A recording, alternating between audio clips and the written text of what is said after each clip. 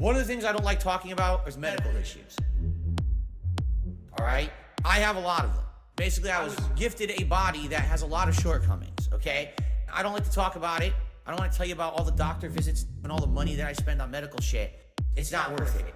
It's a waste of everyone's time, and it's neither here nor there. It has nothing to do with what I do on my stream. But this is just one of the ongoing things that I've had my whole life that I've had to deal with, okay? Now, so here's what happened over the last year. And my back hurts. It creaks like a hinge. I calm my nerves with a drinking binge, dry skin, cracks, bleeding, and oozing. It's not my fault, it's lifestyle. I'm choosing greasy skin, smelly demeanor every day. I look more like the B-movie creature. I can't say I don't have 2020. Other kids at school said my head is shaved. Funny. I'm a I god. flare How up can you kill a god? persistent gout. Grand and intoxicating Never in his mind. The food we ordered out. My ears throb. Constant infections. Acne doesn't help. My ghoulish complexion. Don't receive physical activity. No exercise. In a state of captivity. I can't sleep. It's a constant affliction. One more pull for my gambling addiction. My throat's sore from post-nasal drip. I get stressed out when I don't get the tip. Allergies. Slowly thinning hair. I sneeze and I snort. I sway in my chair. Carpal tunnel has my wrist been defined. Depression is still in the back of my neck, the back of my head, the back of my mind. My input job, reflexes, delayed, blame the lag, not the moves I made.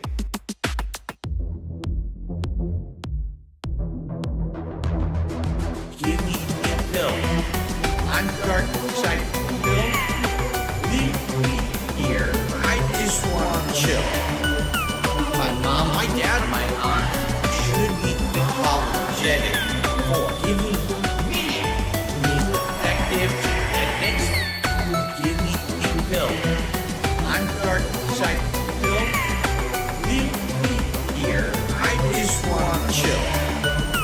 My mom, my dad, my aunt should be apologetic for giving me effective techniques. Give me a pill. I'm dark side pill. Leave me here. I just want to chill. My mom, my dad, my aunt should be apologetic for giving me effective techniques. Give me a pill. I'm dark side pill. Leave me here. I just want to chill. My mom, my dad, my aunt should be apologetic for giving me effective techniques. Two big bills, there are two. Electric bill, Two big bills, the internet bill, there are two. Hello, hello, Jude. yes, Jules in space. You'll see what happens. Jude, Give me your money. little Jude. Now guys, my head is an oddly shape. You don't worry why it's straight. Not I did not mean to say Retard. corner demons make you sway. Member bombs are here to wait. Consequence of being hateful. Fucking bullshit. Gout's bad, it is deep in my toes. But I really feel glad cause we hit the best This goal. is very special. Champions time, I can't wait. Massive meaty men today. While I'm chilling in my condo. The time is 11, I needed to wake up. I do have depression, so you can get fucked. Corporation Vega, pressing the nation. Now I'm accepting, my inputs just drop off. Called a racist, but no one is perfect. Itchy been slandered, just stop me for a first big bottle of water. 50 deterrent, no matter the offer. I want the commercial. You know who the worst is? Misery merchants, like like Adam Krieg lime, a honeycomb person. Phil. Feeding my creatures, a door that she's certain. Power dog leader, the king is suffering. Keep it pertaining, tips are not urgent. Got two big bills that's sometimes recurring. Cat has returned in, now she's dispersing. Camera was working while I was jerking. Now guys, my account is copy, it ain't worth it to reveal to great. Need to keep my family safe, so they're trying to scam me today. Money's for an hockey stick, no, don't do it, no snake eyes, no. Roll back, nickels, just a dice roll. But we got to mess around, nothing to hide my code. Now I'll take OTG's bed, comments I don't wanna play. It'll be bigger than Evo. Was told to use a clip of me without permission. No god, these are some really awful suggestions. Tell lies, pick no ties and dumb guys. Oh hi, Jared's here and I see him spamming. Remember when I said my viewers were the laziest? Told super blind man, I don't see what's in his radius. Social leak jinx is alias, reading more junk is tedious. Grooming pandalias, not proof of pedophilia. It looked like hell, a parking lot full of deviants. Guess realm 1 is factually a BBW. New clothes, woman covered in my unique glow. I can't stand Modus K3, but it makes me go. Whoa, bro, being small time is the hardest. Been curating content for 15 years, I'll go the farthest. Created Let's Plays, viewership is declined. No need to innovate or keep up with the times. Now guys, do not call me monkey spank. Water bottle to my head, crying makes it more meaningful. Was so shy to pass away, used to step to get me paid. That's why I'm the king of hate, yo. Got trashed by Howard and Rambo. Now it's hard to play sad when support has been slow. It's been tough. It's time for the Q&A. 50 bucks are hard to make. I can nip the death to tea though. Feel guilty. Tea was healed by fear. Tea killed by fear.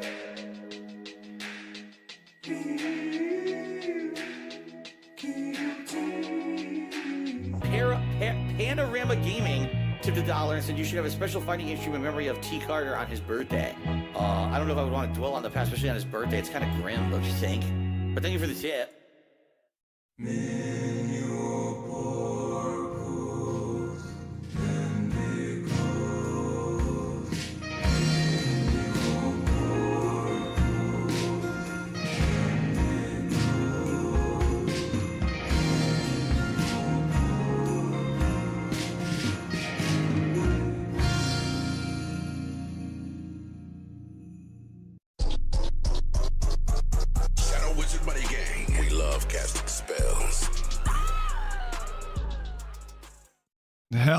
Hello.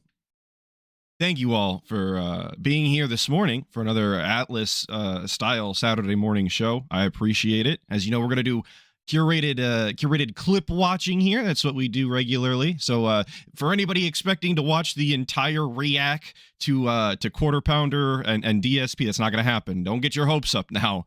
I don't want to talk about that the whole goddamn time because it was not as cool as it could have been. But before we get into any of that, of course, the Atlas style segment, which is going to be an odd one today because it's going to be simultaneously in the future and something I've never done before. Okay. Now get your hopes up, of course. So tomorrow, I believe the plan for future Atlas, I'm going to go with my mom and we're going to go get plants because it's going to be Mother's Day. Shout out to all of your mothers, of course. But we're going to go get plants and soil. And I think I'm going to do flowers this year for the garden. It's going to be gardening time. I got to get all my shit together. Okay. I'm going to need another planter. I'm going to get from my dad as well. I'm going to need a couple of tools that I borrowed from them. I'm going to have to buy my own. It's probably about time. So yeah. I need more. I need actual potting soil instead of like the other type that I don't actually remember the name of. It's going to be sick. It's going to be very cool. I love hanging out with my parents at the hardware store. I'm old, I guess. That's. I don't think you can enjoy the hardware store and hanging out with your parents unless you're old. To be honest with you, if that's the state you're in, you're old. And then for the past Atlas, the what did Atlas do this week style. I read that Krieg book that I was telling you about. So despite having never done a review of anything in my life, you're going to get a brief synopsis of my thoughts. So this is against your will. It's not an option. I read this Krieg novel by Steve Lyons. It's just under 300 pages. It follows three different main characters that are all experiencing their own narratives. One of them in the past planet on Krieg is going to be the Colonel Yurton, I believe is how that's pronounced. If that's wrong, fuck you. He was in charge of the loyalist forces on Krieg, who obviously are dripped out of their goddamn minds. I really do struggle to think of a 40k faction that's got more drip. They've got the most amount of swag, as the kids used to say. But it follows the colonel and his loyalist forces against the seceding forces in on a planet that has never seen war, be plunged into nothing but war. Honestly, the most interesting part of the entire thing to me, out of the three stories being told here in the past and finding out how Krieg came to be what Krieg is, both the planet and the people. That's why I picked up the book. The other two narratives in the beginning, I thought in the first half at least, were a little lacking. One followed the one character's an Inquisitor, which I just got done reading a bunch of Inquisitor stuff in the Eisenhorn Omnibus, so I was kind of over reading about the goddamn the PIs. Okay. And then the other one is a Cadian frontline sergeant, and a lot of the frontline work I'm not the biggest fan of. My attention span, I guess, isn't there for a lot of shooting and hand-to-hand.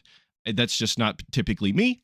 But by the latter half, when they actually get into their mission, a lot of parallels and similarities to the past of Krieg and working along Kriegmen.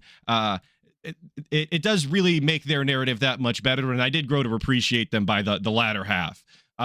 Overall, with the parallels and understandings, the main point of the book itself is really just, of course, the classic war shit. How far is too far? How many losses? How many betrayals, both personal and interpersonal? How will the sacrifices of the many be remembered, as well as the sacrifices and choices of the few? I really enjoyed the book. I thought it was pretty good, and it was under 300 pages. So there's your Atlas style book review. It's over. It's done. I guess people can stop skipping, because now we can go and talk about the guy. I hope you enjoyed it. I would recommend it. I'd give it like a 7.5, 8 out of 10. And I only take the points off because I didn't enjoy those other narratives at the beginning. Hadia does, in fact, stand in a very odd way. But with all of that Atlas nonsense done, we can finally, like I said, talk about the guy. And we're not even talking about Ham Planet off the bat. Atlas Book Club when? Never. I don't read consistently enough for that to be a legitimate segment in any capacity. But the guy. We're not talking about Ham Planet right off the bat, because despite being a lifelong gamer, as DSP is always so proud to exclaim, fuck, even yesterday he claimed to be better than the majority or half of the gamers in the entire world, or something absurd like that. Despite being one of the worst gamers in history, factually, objectively, in real time, he doesn't seem to understand the core mechanics of any game. And we've been over this a million times, and we have our latest demonstration in Dragon Quest VII Reimagined, which luckily is fucking over. After, what did he say, like 3 full months of playing Dragon Quest, it's finally over. So we can all rejoice that we'll never have to see it again. Hopefully Pokemon follows the same fate soon. But before he finished it, we had this great misunderstanding. If you have enjoyed the stream so far, thanks for chilling with me. Please engage in support with the stream to help out the channel. If you're on YouTube right now, please like the stream. The likes help a ton. They really, really do. So please like the stream if you haven't. Please like the stream. Please you consider have supporting the channel in some way. On the We're YouTube get side, back you into can do the a super chat or algorithm. become a member, gift some memberships to the community.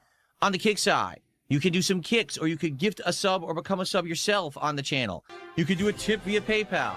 Everything Holy greatly appreciated. bag. We got pop-ups going. We got thank you shout-outs going. So please support the stream if you haven't. Let's go. Jesus Christ. We really hit all of the bases, huh? It's, you know, when I listen to the guy live, I really do tune out the begging. It's like I think it's second nature at this point. It's just instinctual. He starts begging, and my own brain tunes out and downplays it. And that it's only when I get to these streams and I listen to it with you guys live that it really sinks in just how egregious it can be. Oh, good. Look, it didn't I am really the frog in the pot of boiling water. save. I actually have to do the final boss fight again. I'm serious. Unless it auto-saves, oh, you have to do the final boss fight a second time. That's hilarious. What a piece of shit. Let's see here. What a piece of shit, How do you load? guys. Can you even load the game? How do you even load the game? I never tried loading the game. It just always auto-loaded. So for context, he had beaten the final boss of the game on the stream prior, but there was like a cutscene playing, or there was some additional content that was being told to him or for him to experience. And in the middle of that, without ever saving, he decided to close the game because he couldn't stream anymore, you guys. It was the stream was running over. He just had to go. It was right then and there he had to leave. So he didn't bother figuring out how or when to save. He just left it up to fate. Well, this is what fate has played out here. Surprise, surprise, the game that requires manual saving required a manual save. Yeah, Crazy. I guess you can't. So even though we beat the final boss, think about this. Think about this. Get this, guys.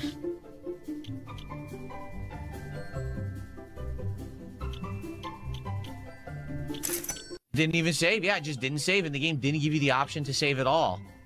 What an awful fucking way they designed this game. What a huge flaw.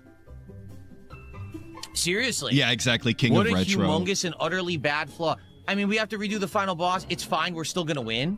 And he's calling it a flaw. Like, games from when he grew up playing games, he always brags about, oh, I love the classic JRPGs, Final Fantasy this, Chrono Trigger that. Those games also required manual saves. If you did that shit, if you turned off your console without saving in the middle of a boss fight or immediately afterwards, you would be in this exact same scenario. So what the fuck do you mean, King of Retro, lifelong gamer? Oh, I've got, my whole childhood. I remember all of these classics. All of that is absolutely nonsensical if he can't even deal with the core mechanics that existed then. We'll do it again. But I mean, what a humongously flawed design to the game that if you beat the final boss, they expect you to sit around for 2 hours after the boss to do the ending, and you can never save your game and it doesn't autosave. Oh, Robert Williams, thank you for the 26 months during the intro. I really appreciate it. I'm so sorry I forgot until now. Big ups. I appreciate it. 26 months is a long time. That's asinine. I mean, game dev in 2026, these people are still this fucking stupid. Yeah, how dare they not put it in the manual autosaves at all times so that you can never make a mistake, so that you can inevitably fuck yourself over by doing a bunch of shit you shouldn't have been doing, which happens all the time. And nothing makes me more angry than fucking autosaves being the first and foremost option, okay? And then fucking myself over. I'm a manual save enjoyer. If your game doesn't have manual saves, I think you screwed me over. But DSP needs those autosaves because he's who he is. Whatever. It's fine. We have time to do it. It takes about 20, 25 minutes. We'll beat the boss again, and then we'll continue on. Okay? Hello, everyone. DSP here. Welcome back to Dragon Quest VII Reimagined. Now, for the record, this very much will be the conclusion of the game. However, you may be staring at this screen right now with me and saying, wait a minute. What is this? Huh? Didn't you What's do this in the last part? Yes. In fact, just to confirm, I'd like to show you. Oh my god. Here is my Steam actual readouts and achievements for Dragon Quest VII Reimagined, including right here. And he's making a bigger hoopla about this than it really needs to be as well, because I would imagine that people watching the retro style game understand how the retro game worked. So if you were to explain the circumstances just very bluntly, very straightforward, we could be said and done and we could get on with the game. But of course, this has got to be a production for DSP. This is going to be the most interesting thing that happens on this gameplay stream and probably the last 30 Dragon Quest parts. To be honest with you, this is the most interesting thing. Awarded for completing a showdown with the Demon King. You know, grand finale, the end of the game. I already beat the game. The problem with Dragon Quest VII Reimagined is that modern game devs still don't use common sense and don't value a gamer's time. And what I mean by that is, if you beat the final boss of the game, immediately the game should autosave and say, hey, if there's going to be an extended lengthy ending, you can resume and see the ending. right? Because you remember, I beat this and it went. But if the game up to that point has not had an autosave in that nature, if it's required manual saves up until that point, why would you think that? What, like, they would probably just expect the person to sit through the fucking nonsense at the end, given that they just beat a game and that they wouldn't be on some weird arbitrary deadline. It's very, I think that's just a weird thing for them to just do at the end if they weren't doing it during the game already. But anyway. Thank you, Medusa Jr. for the 2, saying sponsored by Medusa Jr. Gorgon Attorney at Law. Thank you. I appreciate the 2, and thank you for the sponsorship. Went right to a cutscene.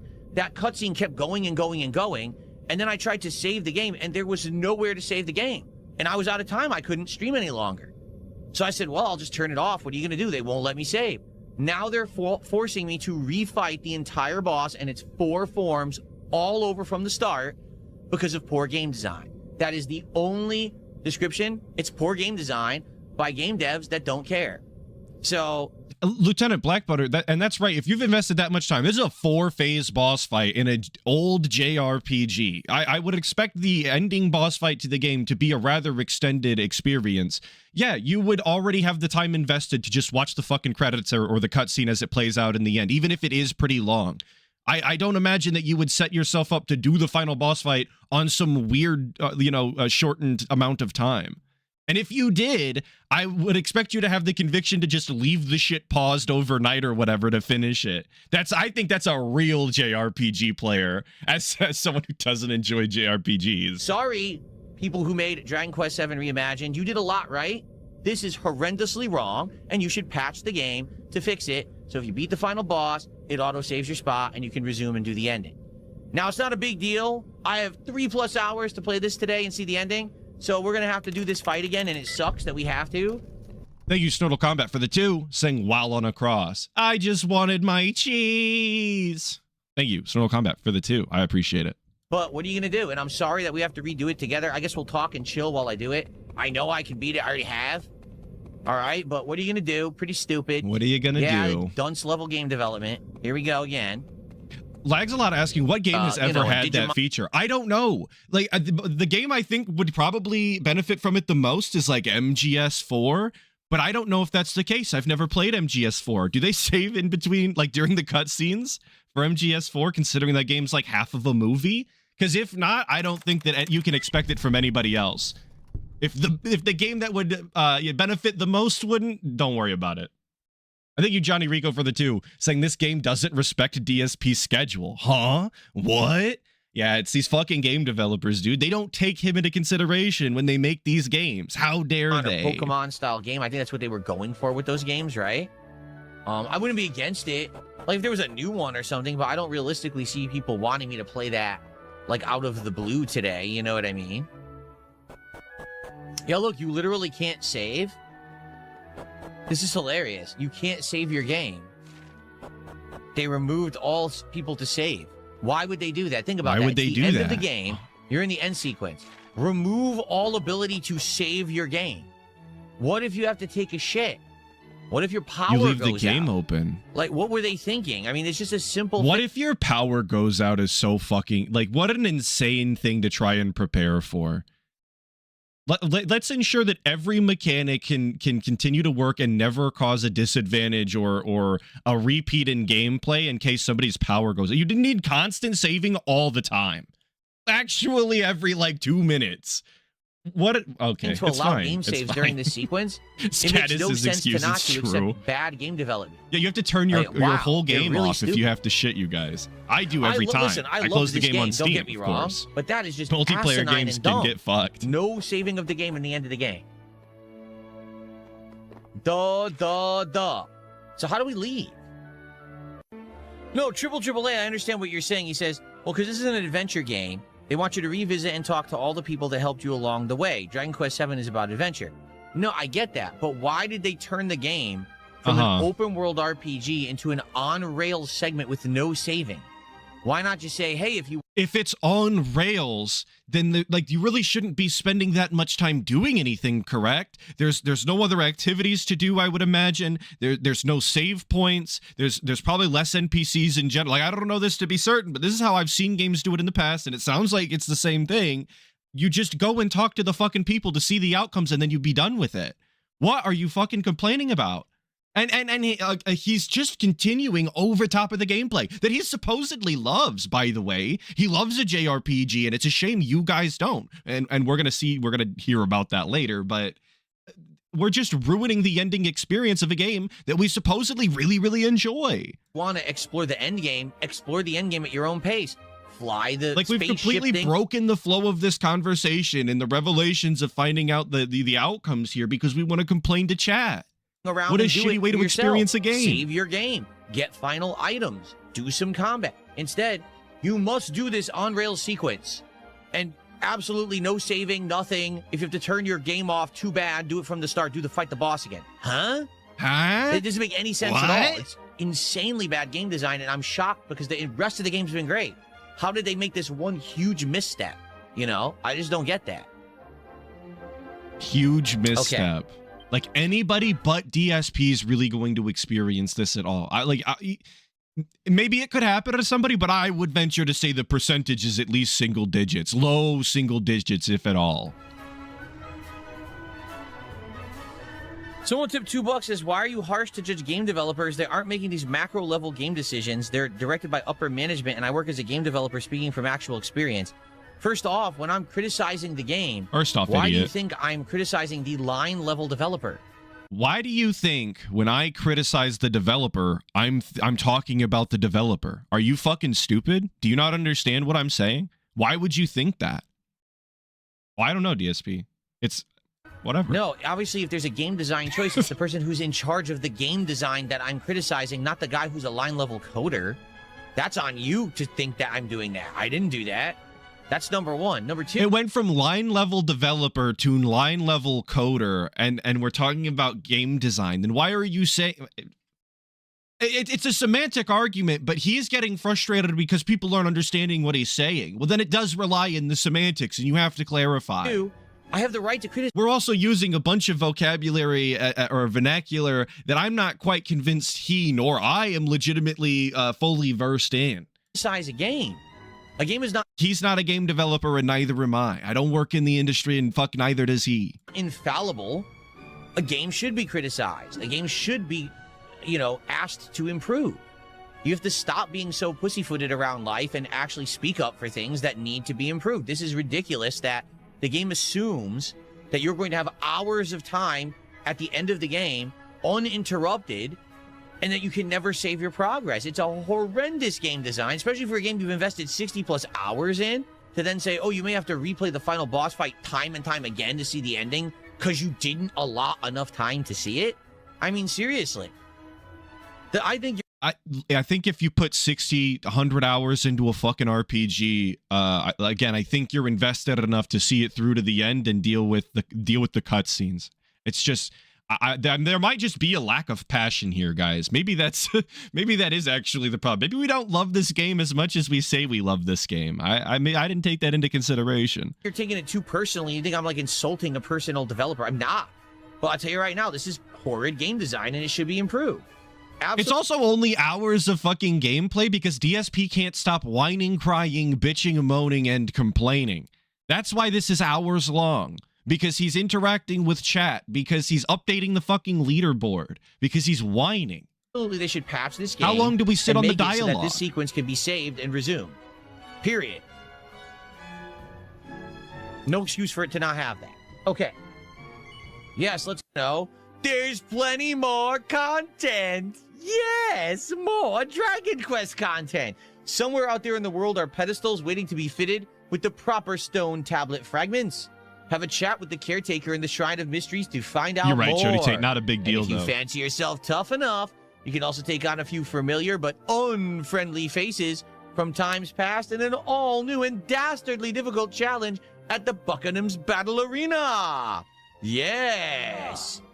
I tuned all of that out because he was doing whatever voice that is. It's like a weird I don't even know the proper adjectives to describe that. I'm truly at a loss for words, I guess, in a literal sense. I hate that, and I stop listening as soon as he does it. A lot of his voices are actually like that. DSP's not, he's not a voice character, if that makes any sense. You know, some people can do a voice and it's not the most grating, irritating thing on the nerves possible. DSP's not that. If he's not talking in his normal voice, it truly does fucking suck. Do I like the muscle shirts? No. Let's go. No, Johnny Rico, I don't like the muscle shirts. Oh, look, wait a minute. Mervin rejoined your party. Inexplicably, Mervin rejoined your party. They do. Kiefer is gone, though. Okay. Oh, no, not Kiefer. So basically, what you need to do is go to the Shrine of Mysteries now. Funato. With everyone. The playthrough's 60 hours long. I'm well aware that the game overstayed its welcome. We've been playing this since February. It's now May.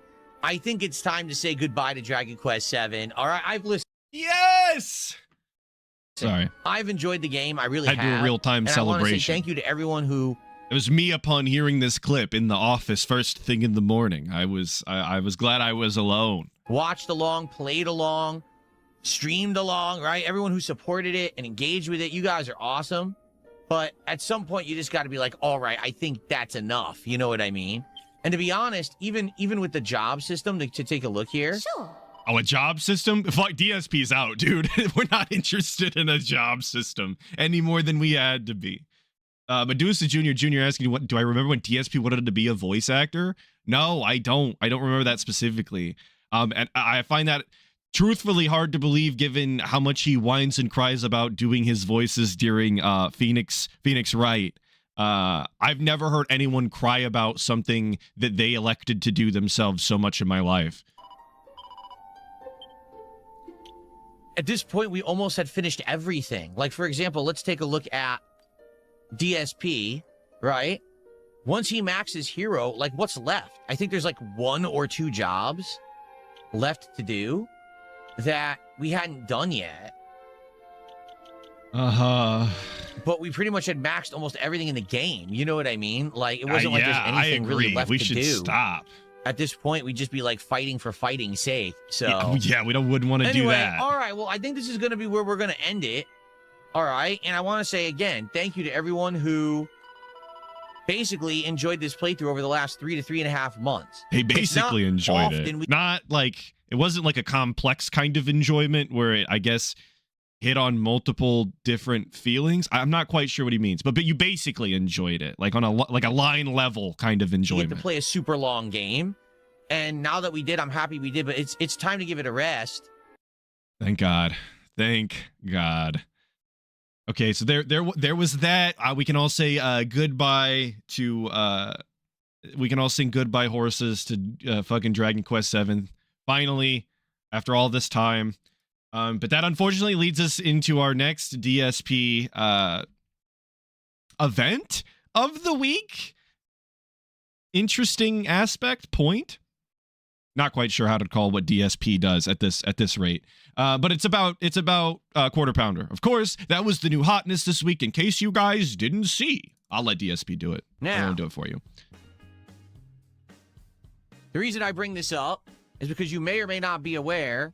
Something interesting happened this morning that had already been, rumored it was going to happen. There was no definitive 100% announcement on when it would happen. No one really knew exactly when it was going to drop.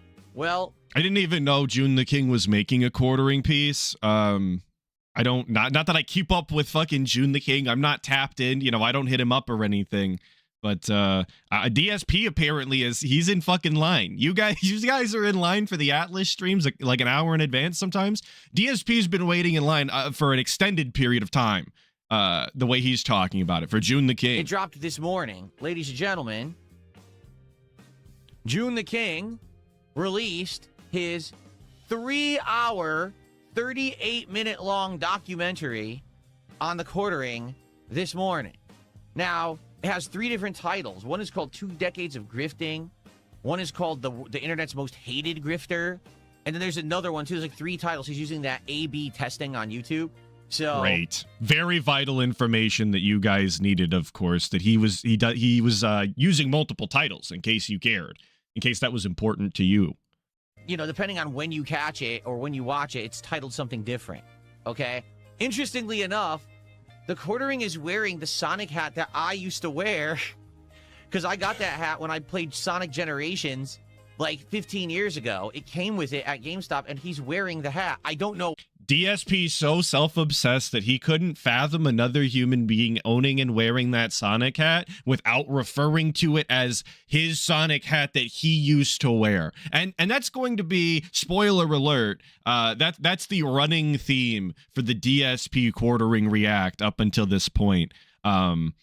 It's all about DSP, as everything always is.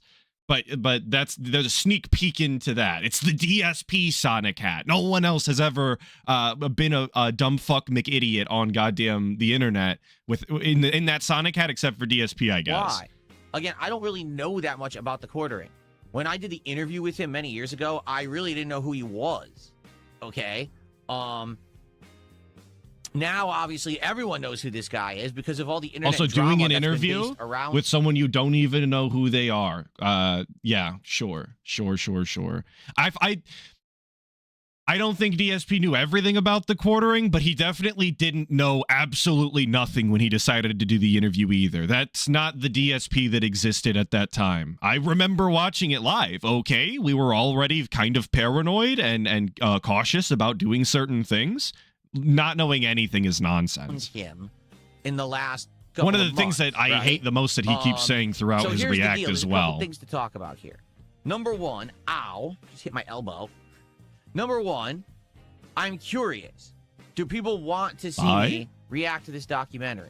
Okay, are you interested? People really enjoyed my take on the situation 2 weeks ago when I talked about it on the channel, and my editor made the video about it. Okay, so that's why I'm asking, because this could be.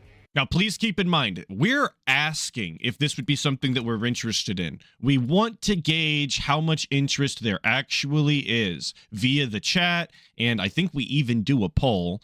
And it's important to keep that frame of reference, because as we go through, we'll realize that, of course, DSP just wants to hear what he wants to hear. Something interesting for variety content, okay, that I could do. That's number one, right? Now, you might say, well, why is this interesting? Well, I had an interview with this guy. Me. I've been a creator for 18 years. Me. He's also a long-standing creator on the internet. A lot of people accuse him of being a horrendous grifter. They've said the same thing about me. Me. Gotcha. The person that really is responsible for bringing the guy down is Kino Casino. I have an association with them. We all know my history there. So when you see idiots in my chat right now saying, oh, you have nothing to say about it, you're a fucking moron. Yeah, he has nothing to say on the Quartering. He has everything to say about himself.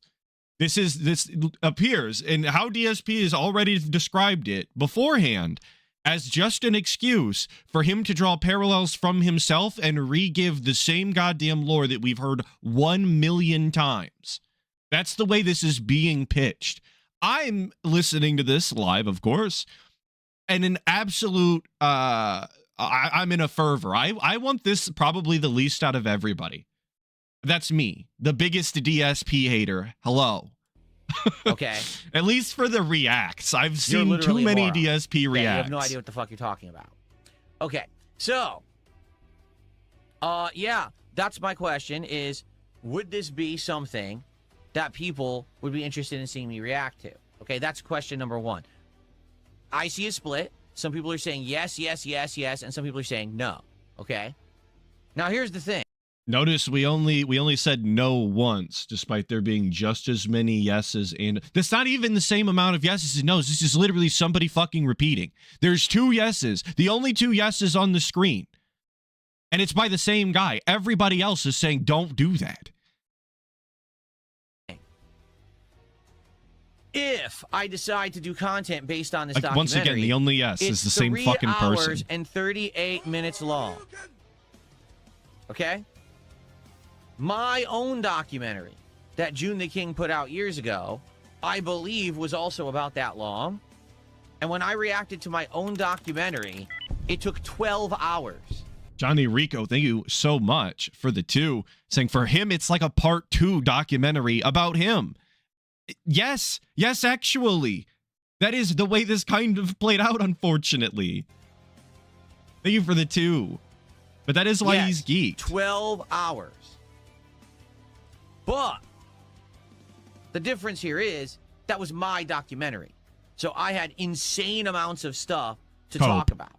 Yet insane amounts of cope, lies, and excuses to try and get out in front of it before people watched it on their own, I guess. All right. In this case, I'm going to be watching and absorbing information way more than I will be commentating. Like, I need to learn this guy's story before I can even comment on it, and I don't really know his story. You know what I'm saying? It's a different aspect than, oh, this is my story. I actually know the truth of my story, so let me tell it to you, versus, oh, this is someone who I'm learning. You know, I don't think that DSP does know his side of the story. I'm going to be honest. I think he's so self-pignatized and gin brain, he does not actually, at this point, know what the difference between the reality that happened and the reality that he told. Also, I'm going to see if I removed this music and this clip isn't all fucked up. So, Now, give me 1 second. people would understand that this is a good thing to do. All right, it seems fine. Aspect then, oh, this is my story. Sorry, I couldn't do the music anymore. I seen a comment, someone saying to embrace the cringe and stop removing the music. I literally can't focus during it. It is. I feel like it's balanced really poorly at times. Maybe I'm a mentally deficient idiot who has a low IQ and a low attention span, but I do find it more difficult. Thank you, Brian, for the 2, saying a narcissist makes everything about them. DSP. Exactly. So let me tell it to you versus, oh, this is someone who I'm learning for the first time, and I'm just basically responding to what I'm learning about the guy. Oh, yeah, it was you, Aaron. I see you in chat. So, yeah, it was your idea. No, I'm leaving the music if I were to out. do a react on this, okay, the thing is, there's a lot of factors involved. Number one, I would never react to this on DSP Gaming. I want to make that abundantly clear. I would never do an insanely long react to this topic on DSP Already Gaming. calling it an insanely long react. It's a 3.5-hour video. Anybody normally reacting something could shoot for about 5 hours, I think, on a 3.5. If you really have something to say, it's a react. If I'm going to do a formal react, I'll go do it. And a 5-hour stream isn't that crazy. That's a totally normal thing to do if I intend on reacting to a piece of content of substantial length. A 5-hour stream is, I don't think, insane. Especially not for a full-time content creator like the guy. DSP reacts, okay? Reacting to gameplay trailers, movie trailers, that kind of stuff, I'll react on the podcast. But this is something that would go over on the DSP Reacts channel, okay? I would not want it to overtake the content on this channel. We got to send it to the dead channel, you guys. But also, absolutely vital. I don't think that I would want this to completely overtake and permeate all of my content. Do you see what I'm saying? Most people are going to react to this immediately. They're going to see this came out today. They're clearing their schedules because they're drama reactor creators. So all they're going to do is watch this and react to it today.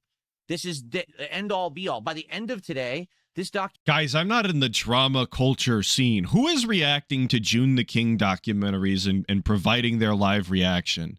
Is this normal content that is, like, aside from the guy? Are you guys watching this? Could you give me names? I don't know that this exists in the way that DSP is describing it, where people are clearing their schedules in order to watch the hottest, latest June the King video. It is normal. Okay, I'm out. Oh, I guess Kino. But they're also in the video, I would imagine, for a large swath of it. So that they exist in the same way that DSP does watching it. I just don't know about other people that are unrelated. Documentary, I'm going to predict Chud Logic watched it. Okay. At one point, I thought Chud Logic and The Quartering were the same person. I won't even lie. Will have at least 250,000 views. That's my prediction. At least 250,000 within the first day. Within a week, it'll probably have 1 million views. Okay? Just being honest. So we're trying to preemptively view audit the video too. We always pocket watching. With this, okay? I would try it out as a trial. So maybe tomorrow night. It won't be today because, again, I already have a schedule today. Today we're playing Saros and we're finishing Pragmata. I'm not changing that, okay? Maybe if you guys are interested, If you guys are interested, please be interested. I am already preemptively clearing the schedule right now live. If you're interested. Tomorrow night, we could do a live stream of it on the late stream over on the DSP Reacts channel. We could take a first tasting, right? 3.5 hours. And my first stream would be 2.5 hours of reacting. God. Probably I would get through maybe 30, 40 minutes of it. Oh my God. 2 to 3 hours of stream, and he plans on getting through 30 minutes. This is why DSP can't get anything done. This is why he's always so tight on time, and the games take forever, and setting up variety style Lego streams take as long as they do, or whatever the fuck. This is insane, dude. 3.5 hour video should take you no more than 6 hours. Especially if you don't know the guy and you didn't know the fucking lore going in. What could you really have to add that would take up that much time? Oh my fuck. Thank you, Vaporware 336 for the 28 months. That's a lot of months. Saying someone should tell Matt Loader that Phil called him what the quartering did to provoke the MythCon mauling of 2018. Is this deep quartering lore? I didn't watch this video. I'm going to be honest. I listened to it while I was at work. So if this is deep quartering lore, you missed me. And if it's got to do with Magic the Gathering, I'm out. I'm not listening to that. Maybe an hour if I'm lucky. Again, I probably won't I'm full of really hate as much, but at the same time, I might comes have to a Magic lot the to say Gathering. depending on what the subject matter is, which Think I of don't the know. 28 I don't months know of his story, Vaporware. okay? So we could do this as a test tomorrow night and see if you guys like it. And if you do like it, then we could continue on. Or we could do it as a one-off test, and if it's not good and no one likes it, then we don't do it again. Because the other factor involved here, it has to make sense and be profitable for me. It has to be profitable. To this. Guys, I'm not just making content because I like it. I have to have a monetary incentive. What do you think this is? My passion, my enjoyment, the only thing I have going on in my life? My legacy? The thing that I've spent my entire life on? No, you fucking idiot. I'm here for money. And no one shows up, and no one engages, and no one supports Actual the stream, grift, and it's true. a dead stream. Bro Cyrus, My streams are true. doing good. I want to make this abundantly clear. My streams are doing very well. It doesn't They're doing matter so if I'm well, playing you guys. Pokemon, Pragmata. That's going to be called into question very, very soon in the next clip, by the way, that the streams are doing really well. Mouse PI for Hire, Sorrows, a new game, an old game. My streams are all doing well. So this is actually me stepping out of success to say, hey, I want to try something Stepping out of success. Okay. And see how it works. Like he's a fucking big celebrity actor or something. I'm stepping out of success into a smaller role to try and branch out into something I'm genuinely interested. Like we're really putting this on a pedestal and trying to sell it, right? Oh, whatever. Thank you, Johnny Rico, for the 2, saying this doc tasted salty, tangy, robust. Oh, is that what you got out of your quick tasting? Yeah, it was definitely full of salt. That's for sure. So, thank you, Johnny Rico, again, for the 2. I appreciate it. When people are saying, well, don't do it, don't do it, don't do it. But then don't ever ask me to react to anything. Don't ask for my takes on shit because you guys begged me for Sorry, I my didn't mean take to cut on him the off. quartering for weeks. And when I finally gave it and made a highlight video, it did good. So I was like, oh, so maybe this is a sign. Now I say, well, do you guys want me to react? No, don't react to that. Don't react to that. The fuck? So he is understanding. He's getting it. In his chat right now, he's seeing the vast wave of no's, the uninterest in the idea. But if you guys aren't interested in watching the quartering, don't ever ask me to react to shit again. A movie trailer? I can't react to that. You didn't want to see the quartering. Oh, a new video game trailer? Gameplay has come out of a hype new release. Don't ask me to react. Fuck you. You didn't want to see me talk about some fat idiot online. How dare you? It's almost like his audience once listened to the thing that he said about not being a drama content creator, and once you put on the clown makeup and all that bullshit, but when they actually stick to it, and that's what they expect from the channel, don't ever ask me for shit again, you fucking losers. What a cool guy. What a very, very wholesome streamer we're watching. Very chill, very fun, very interactive. What are you talking about? It's one or the other. It's one or the other. Give me mixed signals. Okay. Don't give me mixed signals. Don't be like a woman, guys. Come on. Be the act like the children you are. The video did well. I feel like if I were to do something like this, it could do well. Because here's what we Shout out all the women detractors. I ideal. appreciate you all the Maybe same. we do an initial react of 2.5 hours. My editor edits that down to 20, 30 minutes to make a highlights. That's a highlighted video that can go live and get people interested in that kind of content over on the DSP Reacts channel, right? Now, if it does well, then I do a second stream. And then we do another stream, right? But they're separated out. It's not, oh, I'm just only reacting. Imagine setting up a weird dichotomy in your own community where your own fans have to prey on your downfall because you're doing content they don't like. Why would you try and do that as much as DSP does? Look, that's inevitably going to happen at some point, I guess, in a weird abstract way. But DSP sets it up like this on purpose. This is his intention. He lays it out in front of you. Acting to this and there's no gameplay and there's no progression in anything, it would be a balance. Does that make sense? Then there could be a series of highlight clips that are made out of this that could get some traction and people could check them out. I think more people are going to end up wanting to watch the highlight clips than the live streams, to be honest with you. Okay? The uncut live stream, the highlights, yeah. People are going to like the highlights because that's going to emphasize the important stuff that I said that maybe is more interesting than watching me just watch the documentary raw. If you want to watch a documentary... No way, guys. DSP's more interesting when you cut out all of the dead air, drivel from his chat, and nonsensical ramblings that lead to nothing. No way. Who would have thought that the biggest yapper on the fucking planet is actually more interesting when he does more concise and focused yapping? You can watch it yourself. You just want to hear my responses, right? So... that's why if I were to do it, it would be tomorrow night, Thursday night. We would skip the Mouse PI for Hire stream for this week. And instead, we would do part 1, DSP reacts to the quartering documentary. And it would be about 2.5 hours on the DSP Reacts channel as my late night stream. I would need people to show up, engage, and support that stream. Okay? Now, also, it would be live streamed on Kick. All right? So you guys on Kick don't have to go anywhere. It would just be on the Kick channel. But it would be on the DSP Reacts channel on YouTube. That's a little different. I haven't streamed on that channel in over a year. So then why are we trying to keep it, like, why are we going back to it? Why are we trying to keep it alive? If that's even what you, if you could really even call it keeping it alive, this weird 1 or 2 off, 3 off, God knows how long it'll take him to fucking watch this thing. So people would have to know, oh, Phil's streaming over on the alternate channel, right? A little different, okay? Little different. Ray's, I literally just answered that question. He says, I'm not against something new if you don't really know much about him. What would the reaction be?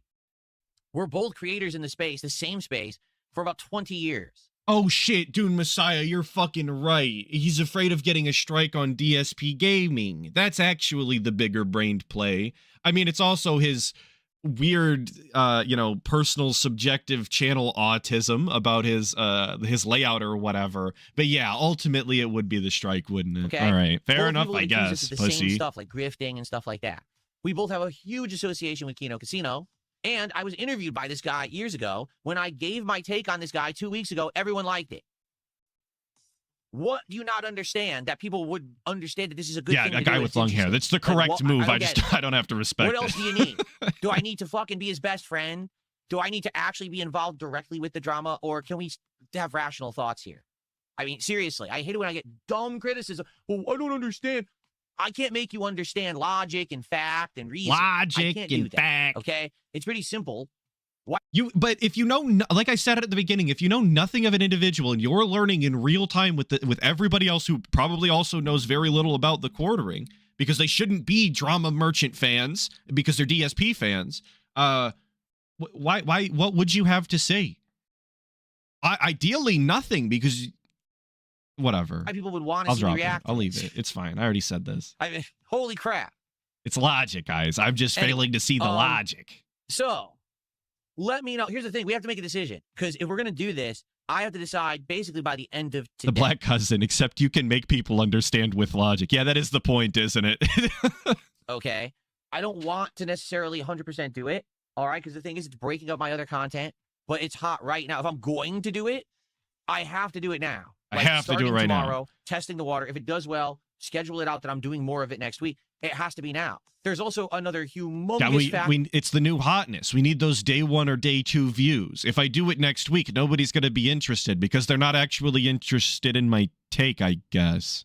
That would be the only conclusion, by the way. If they weren't interested in seeing it later, they probably weren't really interested in your take to begin with. Involved here that a lot of people may not realize.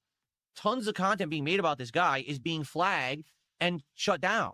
This documentary may be gone by the end of today. It Oh may my actually be God. off of YouTube because Actual fucking FOMO tactics here. This is the way that they get DSP all the time. The sale on these Hogans is might be gone tomorrow. You don't even know. It's got a 21-hour countdown on it. Oh, he's buying that shit, dude. This works on him every time. it's flagged for bullying and cyber harassment, for copyright infringement, for a million things. Videos have been getting taken down, with him being the subject matter for the last month. And we don't know if it's him or someone else doing it, but it's happening. So if I'm going to act it's on happening. this, it actually has to be quick. And you might say, And like realistically, he's not lying. Things have been getting taken down about the quarter, but to try and cash in on it and market it this way, holy shit, buddy. okay, well, aren't you taking a risk reacting to it? Well, yeah, but that's why I'm going to do it on my React channel. Yeah, I'm not there's gonna the do it on admission. DSP Gaming Okay, channel, he which did is say my that. source of income. I'm going to do it on the alternate channel, so if any asshole does decide to false flag it, it doesn't take down my ability to make revenue on the internet. Does that make sense? Yeah, that checks out. So there you go. I guess So, I missed that part live. Let's talk about it. All right. Right now on this podcast, I want feedback. We'll talk about it right now. We'll see what you guys think. If you think it's a good idea, let's do a tentative stream tomorrow night. But here's the thing. Then I Tentative. need people to actually show up, engage, and support that stream. And if the stream does well, then I'll know. That's my indication. Keep doing this. Then we'll have my editor get to work on it and do highlights of it. If it's a big flop stream, then forget it. And to be honest with you, if it flops, I don't want people bothering me about this kind of shit. Because I could do the content. I'm well equipped to do it. People find it informative and entertaining when I do. But I need people to actually care about it and support it. If you don't, then never ask for it. Because people do ask for it, but then are they going to show up? That's this is like the litmus test for it, okay? This is the perfect opportunity. I'm involved with this guy. I'm involved with the casino who's on the other. He's not really involved with this guy. He hasn't had an interaction with this individual in years. Why do we keep wanting to associate ourselves with these degenerates? Truly, other half of the equation. I'm not he going just to has to put himself in there. It's who he is. Clean sweep here for the quartering. I'm not But going to clean also, sweep. I don't like the casino. He so it's doesn't like, know the I terminology. have a very unique perspective on the situation, being right in the middle of it. Okay, I think that people would like that.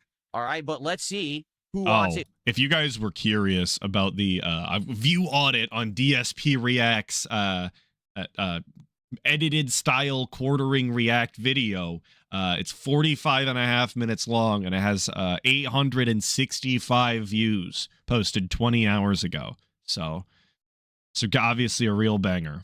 Who doesn't? And will people actually show up for it? It's doing numbers, Papa.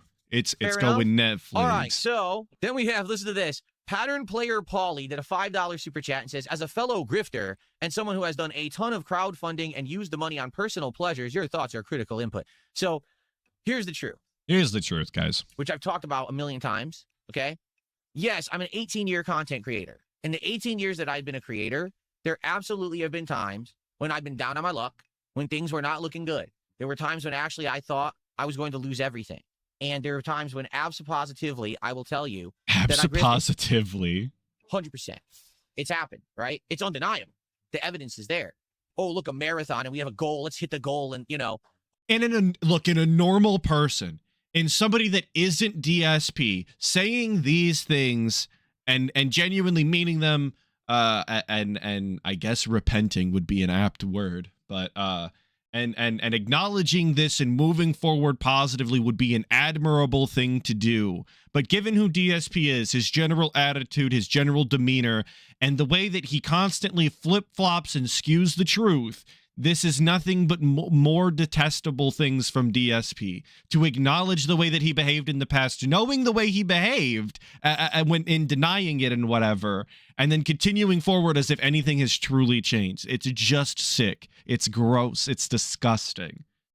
oh, look, I want to put on vests and hats and things when we hit support goals and shit like that. That's grifting. To an extent, that's grifting. It's not as bad as saying, oh, we need to make money for this particular thing. And then someone raises a ridiculous amount of money and then come to find out they didn't even spend it on the thing they said they were going to spend it on. That's pretty bad. People have. So apparently there's like these arbitrary tiers of grifting that DSP has in his head, where obviously he is the arbiter of what true grifting is and isn't. because everything is run by DSP. And he's obviously not nearly as bad as people who have done these other things. And Maddie taking the words right out of my mouth, big ups Maddie, even though he did the same thing with Project 7 in the trailer, where he raised a bunch of money for something that he would ultimately never deliver on, and it would never be put to that ultimate end. But again, in order to even come to that, you would have to accept this stupid fucking idea of grifting tiers that he made, of course. Accuse me of that, and there's never any evidence of it. 2K Cat is a pretty good grift as well. These big events, oh, let's raise money, let's do that, and stuff like that, right? I've always been a big Save the House grift fan. That was always one of my favorites because it happened so often. We did multiple marathons expecting thousands of dollars that ultimately didn't happen. Those were some of my favorite DSP grifts. So, you want to call me a grifter, you can, but no one can accuse me of being a modern day grifter. I don't even have goals on my streams anymore. A modern day grifter. He's like an ancient alien caveman or something style grifter. He's one of the OGs, one of the originals. He does it in a way that's lost to time. The fact that these idiots he's a sole practitioner of this style grift, you guys can't get it through their heads, right? I do streams that barely make anything because I like the games I'm playing. And the reason I can do that is because people support me and like me enough that overall I'm doing great and I can have those slower streams. It's not about having some arbitrary goal to hit. It's not about begging for it. It's not about demanding it. It's not. You guys saw the fucking begging on the front of that Dragon Quest clip, right? We don't do that anymore, though. We don't ask for money and beg. Come on. About coercing people into it. It's not about coercion. Having a good time and people supporting the content they like. It's about a good time. That's the modern DSP.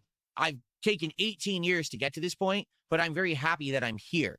I like being here way more than all those other iterations of DSP that came before that were begging and grifting and trying to find some shtick in order to get you to contribute. Now, people just like the content and support it because they do. Okay, and I really appreciate that. They support it because they do. I understand what he's saying, not the sentence I would have used. I wouldn't have said it like that. So, thank you for that. The it's very odd wording. Because the guy literally is saying, well, you're a grifter, just like the quartering.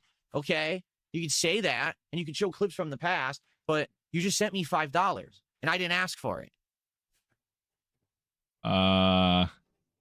So if you're not actually disproving the point you're saying and showing that I'm not a grifter anymore, that people just support for the sake of doing it, I don't know what else to say. So I guess unless you send him clips of him begging in that stream in a tip, you can never say he grifts because you would never be proving. Like I'm struggling to see what amount of evidence would prove that he's still grifting and begging. I don't know how you're supposed to get that to him in a way that he would acknowledge it and admit, yes, that's true. I don't think there is one. This is just a waste of time. Okay. All right. So every person who just says, I asked for it is actually getting a fucking ban, and don't ever ask to come back because you're never getting unbanned. That includes you, Rowdy Roddy Trotter, and you dunces. I literally haven't said a word about income on this fucking stream this morning. On this fucking stream this morning that he started 30 minutes ago, and he immediately opened up by talking about the quartering, and this is the follow-up section.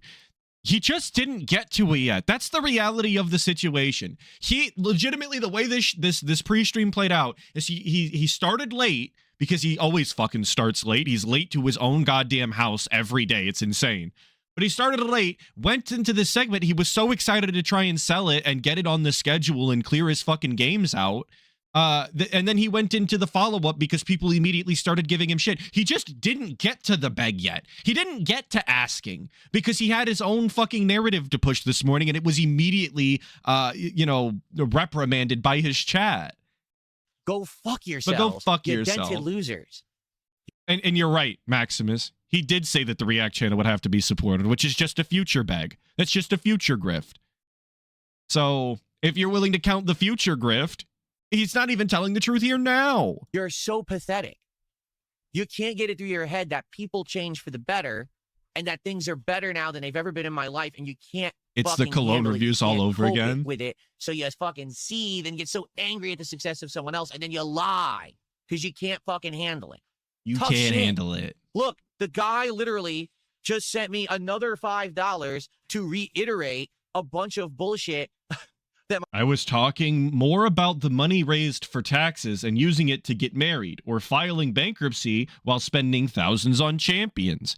Yeah, those are all good points, but you notice he won't fucking read it because I don't know, actually. Because words aren't inherently truthful, I guess. Would he need a clip? Would he need video evidence? Would he need the bank statements? Are we allowed to go get those to prove the point? I don't know what level of evidence would be satisfactory here. Shout out satisfactory. My detractors say, I'm literally not going to read it, but I'm going to keep his money. Isn't that great? Isn't that amazing? Isn't that amazing? So thanks for another $5, dummy. What a clown. You want to send me some more? That's cool, dude. Go ahead. Go for it. I really appreciate it. Anyway, let me hear. I'm even going to get him on the leaderboard. I'm even going to put him on the leaderboard. I'm What's his flexing name? on him so bad right now, you guys. Pauly. As I give him more attention on my stream and my content, you know that thing that I say that the trolls want all the time? I'm such a winner. Fucking dipshit, dude. No. No. Alex from Phoenix, don't ban him. Unban him. Because he's dumb and he's probably going to send me even more money. That's what I mean. These people are so stupid. They actually think that, like, here, I'm actually going to unban him. Let's have him send me some more. Because you know he's going to. Because he's stupid. Because he's stupid and dumb and an idiot. You know? You can't make up how dumb these people are. Don't ban them. Allow them to share the stupidity and allow them to share the wealth because they're that dumb. Keep going. Come on. Keep reiterating and regurgitating the same fucking detractor memes. Go for it. Keep spitting them out. I don't agree with sending the guy money in order to try and dunk on him, to troll on him. I always say you can get the same reaction for free. I think sending money is the cheap way out, ironically.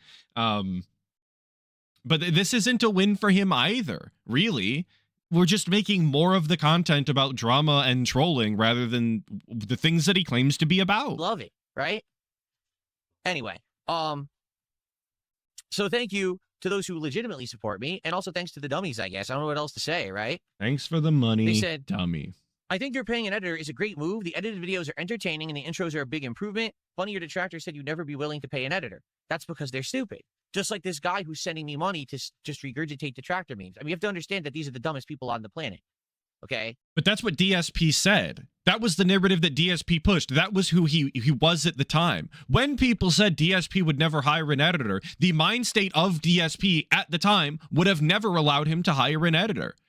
Okay? If you were like, we can talk about DSP character growth and who he's changed as a person, whether or not he's actually changed. And there's minutiae in there that definitely has, I think. That would be my argument. And I think this is one of them. At the time, 5 years ago, 4 years ago, 10 years ago, DSP never would have hired an editor. If he was making that choice, definitely right then and there forever, that would be the case. That's just matter of fact. That's not even like in question. They're just that stupid. Because if they were smart, they'd actually be doing like things for themselves that were productive and meaningful and making them money or getting them popularity. Instead, they just sit on the internet dumping on people because they're dumb. That's what dumb people do. That's what dumb people do. Anyway, thank you for the $10. And yes, I agree with you. I like.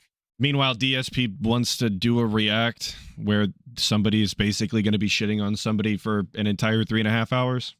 This That's what dumb people do. I want to make more of it, but I need to find things that are worth it.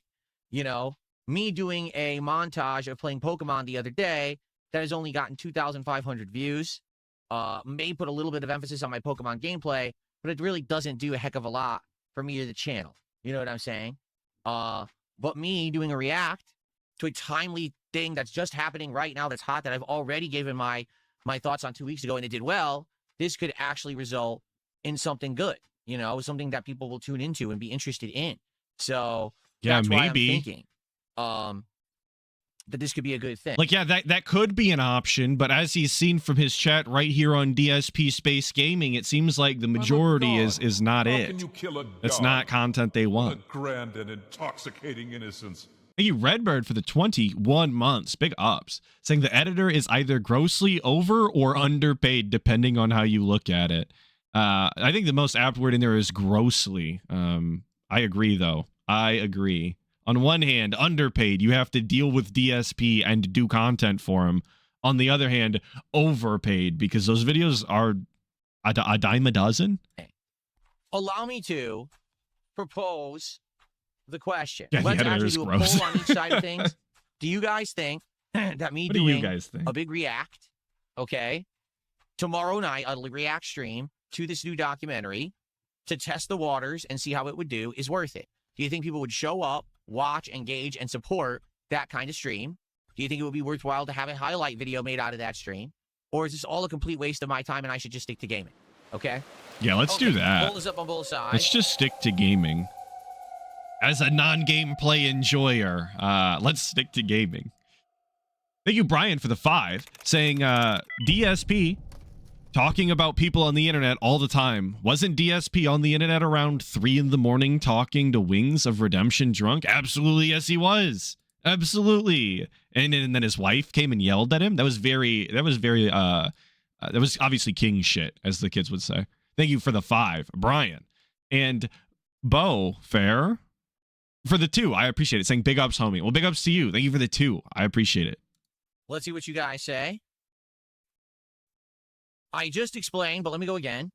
It would be an initial stream. The documentary is 3.5 hours long. I can't react to that in one go. That's hours and hours of content. It would I be could never do hours and hours of content, guys. Stream tomorrow How night on could my I? late stream. So it'd start around 7 o'clock, probably content starting around 7:30. I would react for about 2 to 2.5 hours on the DSP Reacts channel, not on this channel, DSP Gaming, but over on the DSP Reacts channel. Okay. And basically, we would see who shows up, who watches it, who engages, and does it get support. If it does well, then I would commit to future streams to keep going through the documentary. If it does poorly, then no. Now, also, I want to see... Spoiler, guys. It didn't do as poorly as I was hoping for, and we are going to wind up getting at least a part 2. He made like $200 or something, I think he said yesterday. So to the dismay of all of us, we're going to get another one. I make highlight clips based on that. If I made highlight clips, let's say my editor goes through the show and makes a 30, 40-minute highlight clip out of this 2 to 2.5 hour stream. Jonic the Cycler is saying it's because of one whale. Oh, that's unfortunate if true. Ugh. Will that do well? Right?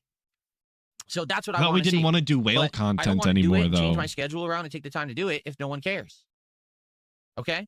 Sadly, people have an entire industry based on this on the internet. I'm not joking. There's an entire group of probably a few hundred creators who just try to dunk on me every day for literally nothing because I don't do anything. A few hundred. There's a few hundred content creators online who post about DSP, I guess daily on a regular basis. Okay. I think a few hundred is a bit high, to be honest with you. There's quite a few, but a few hundred. Holy shit. Imagine DSP being so important, a few hundred people are posting to dunk on him online. Poorly at all. I just sit here and At least play games, content. right? Videos, I mean. So the problem is if you start watching my content, the YouTube algorithm will start feeding you all of their content because their content is of the kind that the algorithm likes. Their content is edited, abridged, thumbnail, title, all the stuff that's angled towards the algorithm. It's not raw gameplay or podcasting like... You mean default fucking things that you have to put on every video? Thumbnail, a title, the description? They gotta put an MP4 file in there, DSP? Jesus Christ. This is DSP making everything sound so much more intricate than it actually is. Yes, they're making videos. You didn't have to tell us that there was fucking thumbnails and titles on them. My content is. It's more catered to what the Shout AI out untitled.mp4, so if you start watching, I guess. Oh, they didn't DSP is title playing it. Soros, let me watch that. You'll watch the stream, and then immediately it will suggest a detractor video after the fact. Like, wait, what just happened? Why would I want to watch a detractor of DSPs if I just watch this raw content? Because the AI algorithm is garbage. So my recommendation is only check out the content on the channel. Like I said, if you subscribe to this channel, you'll get my stuff in your feed. You could watch it there, okay? I usually don't watch anything in the suggested feed on YouTube because it's usually trash. Like, no exaggeration. You'll click on one video of one topic, and you'll get 17 garbage videos about the same topic that are nowhere near as good as the one you just watched. I've seen this all the time on YouTube. Their AI algorithm really is trash. I genuinely... Look, I don't like the YouTube algorithm myself very much. It is definitely a beast in and of itself. But the way that DSP describes it is completely asinine. It's going to give you videos related to the video you just watched. If you think those videos are trash, I venture to say you just watched trash. Most of my fucking video recommendations are crazy interesting. I'm always learning about new odd shit that I'd never seen before because I look at shit that's new and odd that I've never seen before. DSP must actually just watch garbage. Right? And I've already shown you on the channel how to find stuff by searching my playlist tab. That's the best way to find legacy content, or just follow your inbox or my main channel page to see what I'm up to, after that. If you see this stuff in your suggested, like, oh my God, it's a detractor video, you can always say, never recommend this channel, don't show this again, stuff like that. And then they'll get run from the truth, hide from the naysayers. Like, I would watch just one of my videos back to see what it looked like. And then all of a sudden I get detractor recommendations. So I just said, don't ever show these again. And now I never see them again. Yeah, they hurt his feelings. He had to run. So someone tipped $1 and said, Phil. And I think this is a crazy way to live, by the way. This might be why DSP is so short-sighted, so narrow-minded, why he's always got tunnel vision and doesn't understand other people. When I watch content about people, and videos like this can start being recommended, why this person, what they say isn't true here or there, or they're misrepresenting themselves even though you like the content they make. I watch those videos. I'm interested to see the other side. I want to see the perspective. I want to pick it apart as well. I'm interested in that, and I think it's a good thing to do. I think that's truly how you find some of the best shit, is by picking apart things that you like. That's always been me, though. That's why I don't pick apart DSP because I like him. I just like picking stuff apart. But anyway, I think DSP should be exposed to other sides of the aisle, but he isn't. Thank you to the Furious Cinnabon for the 5, saying at the rate he watches the video, it would take him a month to finish it. I believe that. I was wondering if somebody had done the math. And that's going to be our new Dragon Quest 7, you guys. We're going to spend a month watching something nobody asked for. Your poll is getting screwed by your detractors. I have inside knowledge. Right now, they have ganged up to vote no because they think it makes you mad. Just a heads up, all the people on the Raw Phil stream are voting no on purpose on your stream. Well, I know that for a fact, and here's why. You ready? Hold on a second. Atlas Zalgo's unique clickbait Bappa videos. No, I just found out about unique the other day. Not a fan. I don't like that structure.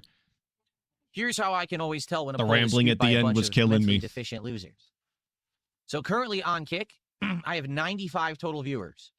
Okay? Okay. Looking at the Kick poll results, 24 people voted yes to do the react, 35 voted no. Add that together, that's about 60 viewers. Not once ever in the history of me running a poll has 2/3 of my viewing audience actually voted on the poll. Usually when I do a poll, it'll be about, if I'm lucky, 1/4 to 1/3 of the people will vote. A rigged poll. Right, come on, guys. What are we, children? We're rigging the polls around here. I hate riggers, okay? I'm gonna say it. It's a joke. It's a joke. Don't take that out of context. But isn't the Kino chat like more active? You can see them spamming. That's part of the fun of being I say the Kino chat, I meant the Kick chat. Isn't the Kick chat more engaged? Aren't they more often typing in chat? Wouldn't that lead to a higher response rate in the polling on Kick? Is that not to be expected? Here that artificially 1/3 or more of the audience came in to vote and probably all voted no. It actually means that the poll was voted for and yes, and the answer is yes. People do actually want to see it on the Kick side, but probably about 15, 20 of those no votes are fake. Okay. Yeah, 10th rigged poll in a row. On the YouTube side, let's see what that poll looks like. So on the YouTube side, here we go again. I have 232 viewers, 187 votes. Again, that's overwhelming, like 2/3 to almost 3/4 of my viewing audience supposedly voted on this poll. Supposedly. Now, imagine being upset that you're getting a large amount of engagement on the engagement post. Crazy, I know. It's up to 192 votes, and it's 41% yes, 59% no. So again, knowing that usually I'll only get 25% to 1/3 of the people watching the stream voting, here somehow it's 3/4. You could just eliminate 50% of the vote. Yeah, you know what? You know what, DSP? That might be the most base thing he's ever said. You could just eliminate 50% of the votes, and it's fine. Don't worry about them. That would be the no. You see, I'm not dumb, but they are so stupid. They think that I am, and it never works. But they still try. They don't understand how mentally deficient they are. I don't understand how stupid they are, what I'm dude. seeing here is there is interest. Okay, Bog Patrol just did a $10 super chat and says, "I don't know about Kick. It's split in the middle here on YouTube. That means half the people for sure won't support it." Well, that's not true because, again, that's a skewed poll. This is some Banana Republic voting. Dude, I agree. And you can hear the people kept saying dented arithmetic in chat. That's, yes, the fucking platinum level mental gymnastics that we're doing here in order to do this Banana Republic voting. Why didn't we just say we were doing it at this fucking rate? Why did we ask? Why did we gauge the audience at all? This is a waste of time, and they're just getting yelled at for nothing. They never had a choice. Fucking dude, nonsense polling. 195 people out of 230 voted on the poll. No, they didn't. No, That's a they complete didn't. and utter lie. Yeah, it's fucking bullshit. So obviously, of course, he did it anyway. You guys all know, and it's not a spoiler. Happened in the past. But before we did it, obviously, we had to get in some begging and some coping and some seething. It wouldn't be a DSP week without a good beg, seethe, cope, whine, bitch session. So of course I wanted to include that for all of you. You know, I think we should bring this up. I have shout outs to do and everything. Don't yell at me about the audio. Bring... If you know, you know. But I'll tell you right now, that's not me. That's the way the clip comes out. And there's nothing I could do. I did nothing wrong. I did everything correct. Don't tell me. This up right now. Okay? Let's do it. Let's get this out of the way. So, for those of you who are live on Kick right now watching, thanks for coming by and hanging out with me this morning show. Okay? In the last 2 weeks, okay, I've seen a distinct decrease and fall off in attention and support on Kick. Oh my God. What do I mean by that? What do I Guys, there's less people watching my stream on Kick. Now, what do I mean by that? Well, what I mean is less viewers are clicking on the DSP Gaming channel on Kick when they open their browser tab, okay? The fucking pig-splanation on everything. I mean, overall, viewership on Kick is way down, and support is way down. Look, it's Thursday Support is right way now. down, guys. So You remember in the last clip when we said that we were stepping out of the light of successfulness or whatever, and that we were like taking a risk and that we're super successful, so that's why we can do this? You remember when we did that? And support is way up and everything's going great. I remember it was literally the day prior that he said that. I've been streaming on Kick Sunday, Monday, Tuesday, Wednesday, and this is the 5th day this week I'm streaming. The top sub gifter of the week is 2 subs. Oh my God. 2. Only 2 subs. Full-time content creator. This is what we've staked our claim on. Look at the weekly top kicks, right? Yes, Detractors Are Jealous actually gave a bunch last night, and that was good because we got the pop-ups that are now working. So they did 500 kicks. Outside of that, we have someone with 5 kicks on the leaderboard for the top 10 of the week. Do you see? And before people say... Is 5 kicks 5 cents? Is that what he's crying about on the leaderboard? Is actual 5 cents? It's pretty fucking funny. Dumb stuff like, oh, well, you get KCIP, Phil. It's nothing. Dude. I was mocking him, but he really kept doing it. You're fucking lying. Wait, do you see? And before people say dumb stuff like, oh, well, you get KCIP, Phil. It's nothing. Phil, it's nothing. Great. I love it. It's nothing. KCIP doesn't emote to a hill of beans. You understand that KCIP, okay, only adds up and becomes relevant if you have a viewership. Like if I had 300, 400, 500 people a day watching me, maybe 1,000 people a day watching me on Kick, then KCIP income would be significant. Okay? Then why did we make it a big deal when we, the royal when we got KCIP in the first place? I remember he was doing his victory lap and he brings it up all the time about how successful he is, and he's being paid on 2 streaming platforms, and he's even getting KCIP. So he gets paid for people just watching, and that's why he lets the trolls hang out over there, because he gets he just gets passive money from them watching. That's how we sold it. That's how we bragged about it. But now that the narrative is we're broken, the support is bad, it's nothing. It's literal pennies. I never made any money on it whatsoever. That's the narrative now. As of now, getting 50 viewers a stream, it's not. Yes, he's described it as making bank, big bucks before. Those are real words DSP has said about KCIP and the amount of money that he's making over on Kick, and that's why he's so successful. But now we're fucking dead and broke, I guess. Nothing. It's pennies. Oh, the times they've changed. It doesn't make me anything. Now you might say, what's actually happened in this regard, okay? I think Shout I out know. I the talked about it regards. last night. What is KCIP? KCIP is the Kick Partner Program Incentive Program where you get paid for your viewership. Okay? So what is going on and why do I think this is happening? It's simple. You want to know what it is? When I started on Kick a year and a half ago, I was in the midst of the Kino Casino arc. And the majority of people who were watching me on Kick were I do enjoy DSP calling his own retarded arcs though. I think the acceptance of that, I really appreciate it. I think it helps to be organized. I think it really does help keep the narrative straight for people who don't or who do know the truth and don't like the guy for obvious reasons. I think it's helpful. for drama viewers. They were over here for drama to try to incite drama. And I was okay with that. You know that. And I've used Kick essentially as a place where people are trying to be kind of dramatic, doing memes, stuff like that. And I said, hey, if you want to do that, go over to Kick. I'm okay with that. Being dramatic. What are they putting on fucking plays? They're reading soliloquies and doing all sorts of dramas? What? As long as you're not being outright toxic and insulting, as long as you're not, saying awful things and spamming the chat with bot accounts like a lot of people do, I don't care if you guys actually come by and do the memeing. I don't give a shit, right? I don't give a shit. Ignore the thousands of accounts that have been banned, though. Don't look over there. Don't peek behind the curtain. To be honest, I don't give a shit. I would appreciate if people did that only in the Kick chat because that would allow those who were there to hang out and interact about the games to actually do so on the YouTube side. And the year and a half that I've now been co-streaming, it's been that vibe. It's been like, the YouTube side's there for the games and the chill, but then the Kick side is there for the drama and the hype. And that's okay. Like, I want you to understand that. I'm okay with that. I like that balance. Okay, I really do. But what I've noticed in the last couple of weeks is that people will come by and actually watch on Kick when I'm podcasting or when I'm doing the morning show. I get way more attendance on Kick right now than I do when I start playing a game. When I switch over. And this is normal for DSP's YouTube channel, too. I'm not quite sure why he's pointing out this specifically about Kick.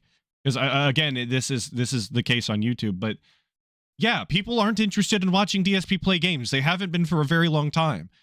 As long as I've been a DSP detractor-style content creator, I've been very vocal about the point that the most interesting thing that DSP does is cry and whine into his microphone with the camera full-sized. Him crying and whining about video games is far less interesting, and it's honestly a far rarer sight to see than him getting on pre-stream every single day and crying and whining for 30 to 40 minutes. It's far more interesting. He gets wrapped up in his lies and he gets angry at his chat and he's always like moving the narrative around so you get to follow that and see how he's lying. It's far more interesting than him not understanding that he needed to save the fucking game before closing it. From the podcast or the morning show to a game, all of a sudden people are like, yeah, exactly, Shade. Hacksaw, he gets drunks and overshares. It's the best. That's why the truck sims were that's why he quit truck sim. Even if he wasn't drinking, that's the Jesus Christ.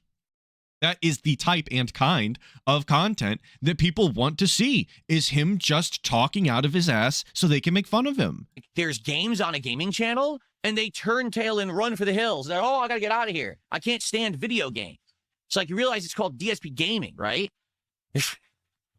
I guess not. I mean, literally people came to the channel, I guess, a year and a half ago, expecting to do like drama content all the time. And I outright even said a year and a half ago, I wasn't going to do drama content all the time. I wasn't. Okay. I was going to do it every once in a while for variety.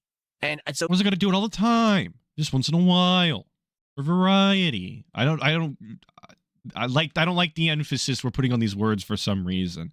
But I thought that it was, once you put on the clown makeup, you can never take it off. You can't just dip your toe in the lake of drama. You get consumed by it or whatever. Stare into the darkness, it stares back, or some bullshit like that. I thought that's the grandiosity we were painting drama content with.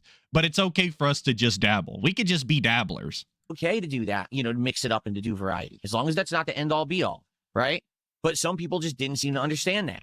And now it seems like no matter what game that I am playing, all right, Kick complains. So I'm playing Mouse PI for Hire. Oh, this game is incredibly boring. Soros. Oh, this game is incredibly boring.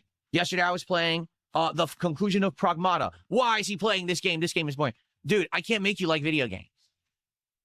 I can't. I can't make you like video games. There's nothing I can do to convince you that video games are good and entertaining and fun. I like them.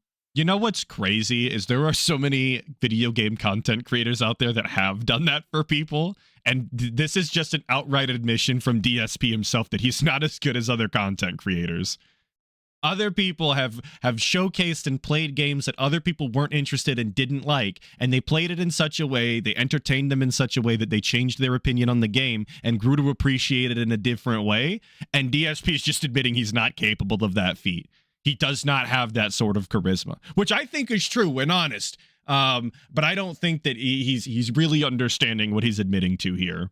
I have an audience for them. The streams in general are doing well. So it's not me and it's not the games. It's you. It's you. If you're on a gaming the channel problem. and you're complaining games suck, I can't make you like video games. Okay, If you don't like my content, you're the dumbass idiot, and it's your fault. You need to work on yourself to have an appreciation for me, obviously.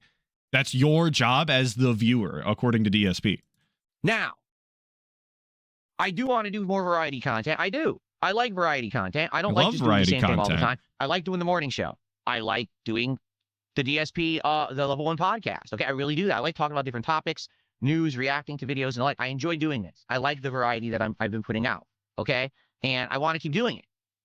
I like the fact that every once in a while, if I feel like there's something hot or interesting going on, I could jump into it and add something. Okay, there you go. So yeah, he adds his fucking history, his lore, and his insane perspective very rarely to everything. That's what he has to offer. He has as much to offer as the most conceited person that you know who only wants to talk about themselves. That's him. So, good stuff there. And I hope that you will stick around. Like tonight, we are doing this special react. Come by, hang out on the kick side. Go crazy. Who cares? Go for it, right? Go crazy. That's what it's all about. That's what it's all about. I thought it was chill and fun and like a good time, but apparently you're supposed to be going ape shit in the chat. This is clearance to go crazy, whatever that means. So, I hope that you will come by tonight and hang out with me if that's what you want. If not, then don't. All right? But the truth is, I don't mind co-streaming. It's not a big deal. It's not a lot of extra work. It's a freaking, I'm not even kidding you. It's a plugin in OBS. All I do is I put in the kick channel information. Okay? Daily, I have to update the schedule. Okay? I have to update the stream information. And that's it. There's like no work involved in it. It's very minimal. Guys, don't worry about how much extra effort it is for him to do the kick stream. Don't worry about that. As if anybody fucking was. Right? Why is this his audience's concern whatsoever? Why does he think that they're concerned about how the behind the scenes putting in of the stream key? What an insane thing to think that they give a fuck. Red Bird with the 2 saying, do you like Miami Vice style with the chest hair? No, I fucking hate the muscle shirts. I hate the chest hair hanging out. I do think it's absolute fucking comedy, though. Sorry to be so vulgar today. I'm in a mood, I guess. I do think it's absolute comedy, though, that we were talking about how we don't care about our t-shirts going past the sleeves, and you're an autistic retard if you even care about the sleeves. You're hyper obsessed. And then, of course, we wound up changing it inevitably because he realized that there was truth and honesty in there and that he did look fucking stupid. And that is not how that's supposed to work. I'm glad that we went back and fixed it while absolutely denying that it was real at all. That's my favorite part of everything DSP does. Thank you, Redbird, for the 2 and giving me a chance to talk about that because I don't think it's going to come up. So I'm okay co-streaming. And even if the attention on Kick dramatically gets, reduced or The pigeon nest chest is Kino, Trashman Cat. I disagree, hard disagree. But you said nest, which reminded me, I didn't even tell you guys. I had a baby bird nest. I should have told you this during the Atlas segment. I had a baby bird nest on be built on top of the lamp on the front of my house because we don't use the front door. We're a side door family style. And there were eggs in there, and the baby birds have now grown up. And I actually watched them fly away yesterday, and they were flying around my yard in my little tree. It was absolutely fucking adorable. I was in my yard in my fucking bare feet because my wife called me there, and was just like, "Look at the birds." But anyway, whatever. I don't really mind because, in truth, this is what I just said to the chat earlier. I used to get on I'm average old and around 80 bird to watching, I 100 viewers guess. on Kick while I was also streaming on YouTube. This last week to 2 weeks, it's been reduced by like half. Like, I'm not kidding. Right now I'm getting like 40 to 50 viewers average on a stream on Kick. I don't even know what I have right now. What do we actually have right now on Kick? Let's What look. do we have right now? Let's view on it. Kick live right now. 78. Do you see my point? Because I'm doing the morning show, the attendance is up. But if I was playing a game, half of you would leave. That's how it works for some bizarre reason. Okay? So, yeah, like with So, this... some bizarre reason. I'll never be able to quite figure out what it is, but you guys always leave as soon as I start doing this one thing. It's so bizarre. What's going on right now with this morning show? Can't and put with, my with finger Kick. on it. Here's what I really think happened because I actually got distracted. I think that most people on Kick were there for drama during the Kino Casino era. That all ended a year ago. Okay? And what you've seen in the last year is that, yes, every once in a while, if I want to stick my toe into the lake of drama or reacting lake of content, whatever it drama. may be, then there's some attention there. But outside of that, for the most part, I'm just a gamer. I'm just here to play games and put out gameplay streams, which is the name of the channel, DSP Gaming, right? I think it's as a gamer myself, I've always thought that describing yourself as a gamer in basically any context is absolute cringe. And I get the irony of I just did it. That's the point. The fact that he's doing it at 43 years old as an actual talking point is absurd to me. He has no self-humility whatsoever. I think they call that humility. He has no humility whatsoever to unironically be calling himself a gamer as a real point. So what's happened is people finally realized, oh, Phil actually isn't that big of a deal. Like, even though Kino Casino talked about him dramatically, endlessly for a very long time, actually, in reality, it's not a big deal. Like, he doesn't really do anything worthy of drama, so we're not going to stick around to watch him anymore. We've moved on, right? We're moving on to whatever it is, whether it's the quartering or whatever the casino's after today or whatever, right? So because of that, people aren't sticking around on Kick anymore. Well, guess what? Guess the what? truth is, Uh-huh. I don't care. I'm not going to change my content for this audience. I'm not. I'm not going to say, I'm losing my Kick audience. I'm going to now change everything. I'm not. Guys, he cares so little about it that this clip is 35 minutes long, in case you weren't aware. This segment is over half an hour. That's how little we care about it. It's kind of like Dragon Quest VII in this way, that it's such a little problem. I care about it so little that I'm going to talk about it ceaselessly and never let it go for some reason. Now, it just so happens that something very pertinent is going on in the realm of reacting, and I'm going to react to it tonight because it's pertinent right now. But that does not mean that I'm going to change all of my content around to try to get back 50 more viewers on Kick a night. And to be honest, because I said this in the chat earlier this morning, right? Here's the truth. I don't make a lot of money on Kick because of the viewership. Do I make money on Kick because of people contributing? Yeah. When people send kicks or do subs, that's where the income comes on Kick. Not from, because I got a whole bunch of views. Here's the truth. Here's the I used truth. to get 80 to 100 viewers. We're speaking a lot of truths here. We're spitting a lot of facts. You guys better have your listening ears on, and as well as your thinking caps. It's vital. Viewers a stream. Now I get 40 to 50. Do you want to know the difference? Pennies. Pennies. Pennies. I was told pennies add up, though. There used to be a fella that would say if everyone just pledged $1 to his Patreon, he'd never have to beg again. But now when you're giving him all of your pennies, it's just not good enough. Well, it only takes 100 pennies to be a fucking dollar, DSP. So I feel like we're kind of going back on a core belief that we used to have. The guy was him, by the way. Again, I hate to break the immersion. But a lot on the KCIP program anyway.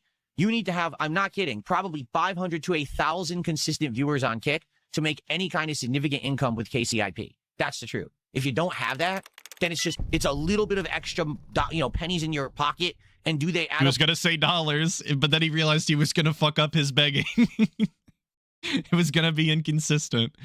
Thank you, Medusa Jr. for the 2. Saying, chat, we need to value Atlas's time more. Step it up.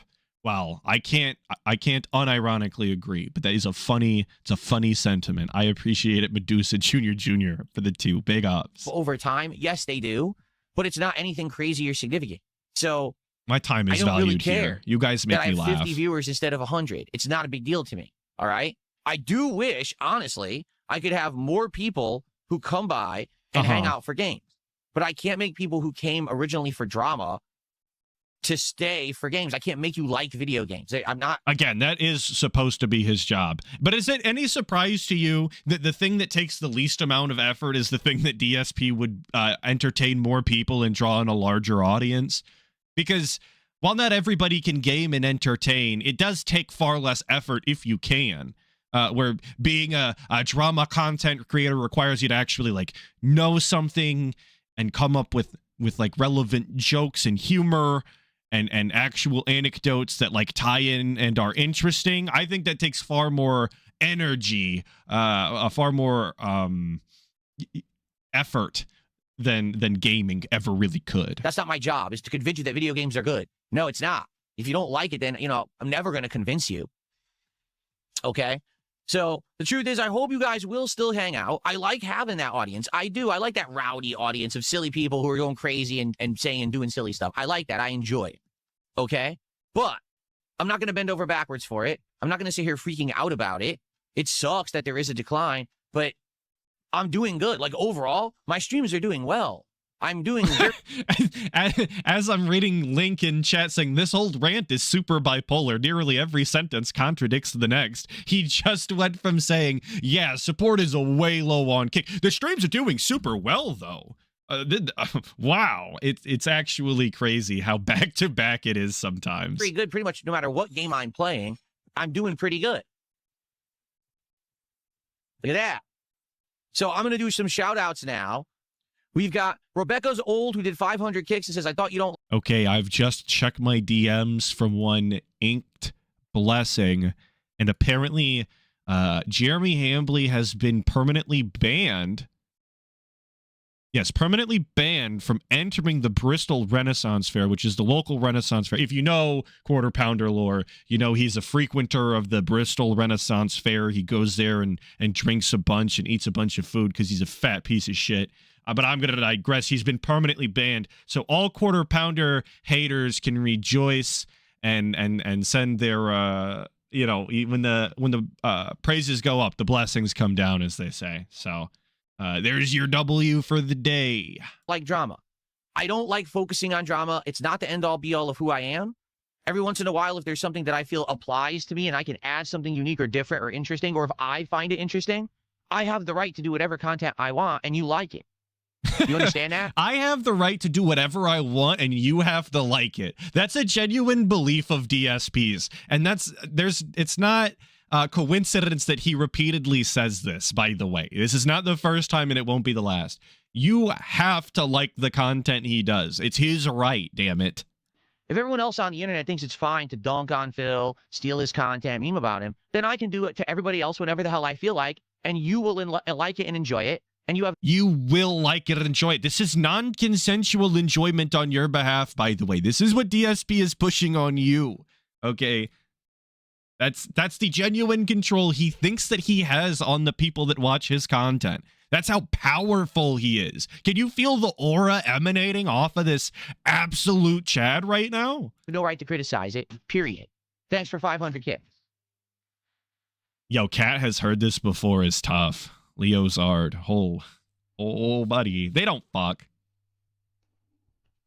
And again, I was being told a big brain play the other day that the reason that DSP does not deny beating off pre-stream is because that he wants people to think that his dick does in fact work and he doesn't suffer from ED because gout is closely linked with ED, and that's the reality. I think that's too 5D chess for the guy, but that's the story I was hearing. For the record, I do things much differently than everybody else. When I react to this documentary tonight, Neither it's of not them going to be an endless tale of insults. I'm not coming at it from a perspective of, oh, I hate the guy already. I'm literally going to learn from a matter-of-fact perspective about the quartering. I want to know who he is, how he started on YouTube, what he's all about. I know nothing about him. Zero. I don't even know how old he is. I don't know if he does content similar to mine, different from mine. You know, what does he do? I don't know. Let's find out. That's the whole point. So, Hollywood celebrities and actors, do they know things? Let's find out. Like, I don't know. My greatest question is really, how did June the King become the, I'm going to use the word again, arbiter of what the matter-of-fact truth of reality is when it comes to lolcows in accordance to DSP? How did he get such a grand and intoxicating, I suppose, position of power? When did that come to be? Who voted on this? Who was the DSP did, obviously. But I don't understand how this came to be. Because he did a thing with DSP, he talked to him. Therefore, he's the realest drama content curator out there. Of reacting to this documentary is to learn about this guy that everyone is currently kind of either embroiled in a battle with or dunking on. Okay? Pattern Player Paulie did a $5 super chat. Now listen to this. Listen to this mentally challenged deficient moron. You ready? Not true. Like the quartering you're desperate, and he says you're Y-O-U-R, not Y-O-U-R-E. He doesn't even know how to fucking spell. Dumbass. I love it. Can't even fucking spell on the internet where that's ever mattered. Loser. You're desperate to control the narrative about you, so you banned everyone on Kick, which is why you have over 27,000 bans. Out of however many bans I have on Kick, I don't know how many I truly have. I'm about to fucking debunk and school your ass, but I don't even know what the figures are. The data is absolutely not in my favor, and I don't even know it. But I'm about to debunk you, idiot. Most of them are bot accounts from the same person. There was a guy who, for a span of 6 to 8 months, daily was creating bot accounts by the dozens, and he was preloading these accounts into the chat. And then, oh fuck, you guys are right. He's doing the grammar Nazi thing, but he actually reads Jade messages on a regular basis. He's fluent in Jadenese, but the wrong "your" is the biggest trigger known to man, I guess. He would use them to all talk and spam at the same time. I actually also, don't yes, know Cup who he Rattler was on YouTube, but he's a mentally deficient weirdo who is doing this, and all of my This is completely unrelated, a complete non sequitur. Cop Rattler was on YouTube, has nothing to do with the 27 billion goddamn bans on moderators. Were having a tough time handling it. It was actually Dunsfelter who was coming in each morning and seeing, oh my God, 200 new accounts followed Phil, and they're all botted names, and he would just ban them all. They're botted names. What does a botted name even mean? What does a botted name look like? I've seen some pretty interesting usernames across my time on the internet, and some of them, they look artificial for whatever that means, I guess. Like random strings of letters and numbers. Yeah, bot 1, 2, 3, 4.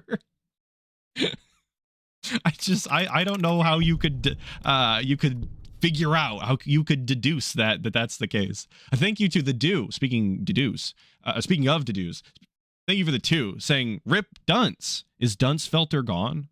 Did I miss this? Am I unable to recall this? Did I memory hole it?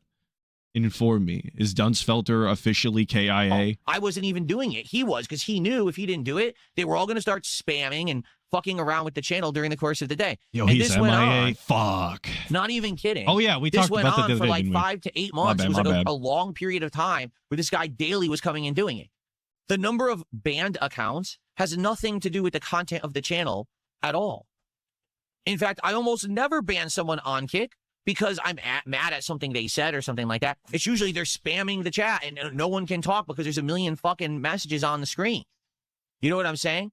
Just proving, by the way, he still doesn't really understand how Kick chat works normally. If you've spent any time on like, if you go to Kino Casino, you can see what a Kick chat kind of fucking looks like. And assuming that DSP's Kick fans are of a similar brand, as he's laid the narrative out, he really should just be letting them spam. That's what they do. So what you're saying is absolute idiocy, spoken like a mouth-drooling idiot with complete no factional rational thought. Factional. They don't even have a faction. They're fucking greasy towel players. God, factionless.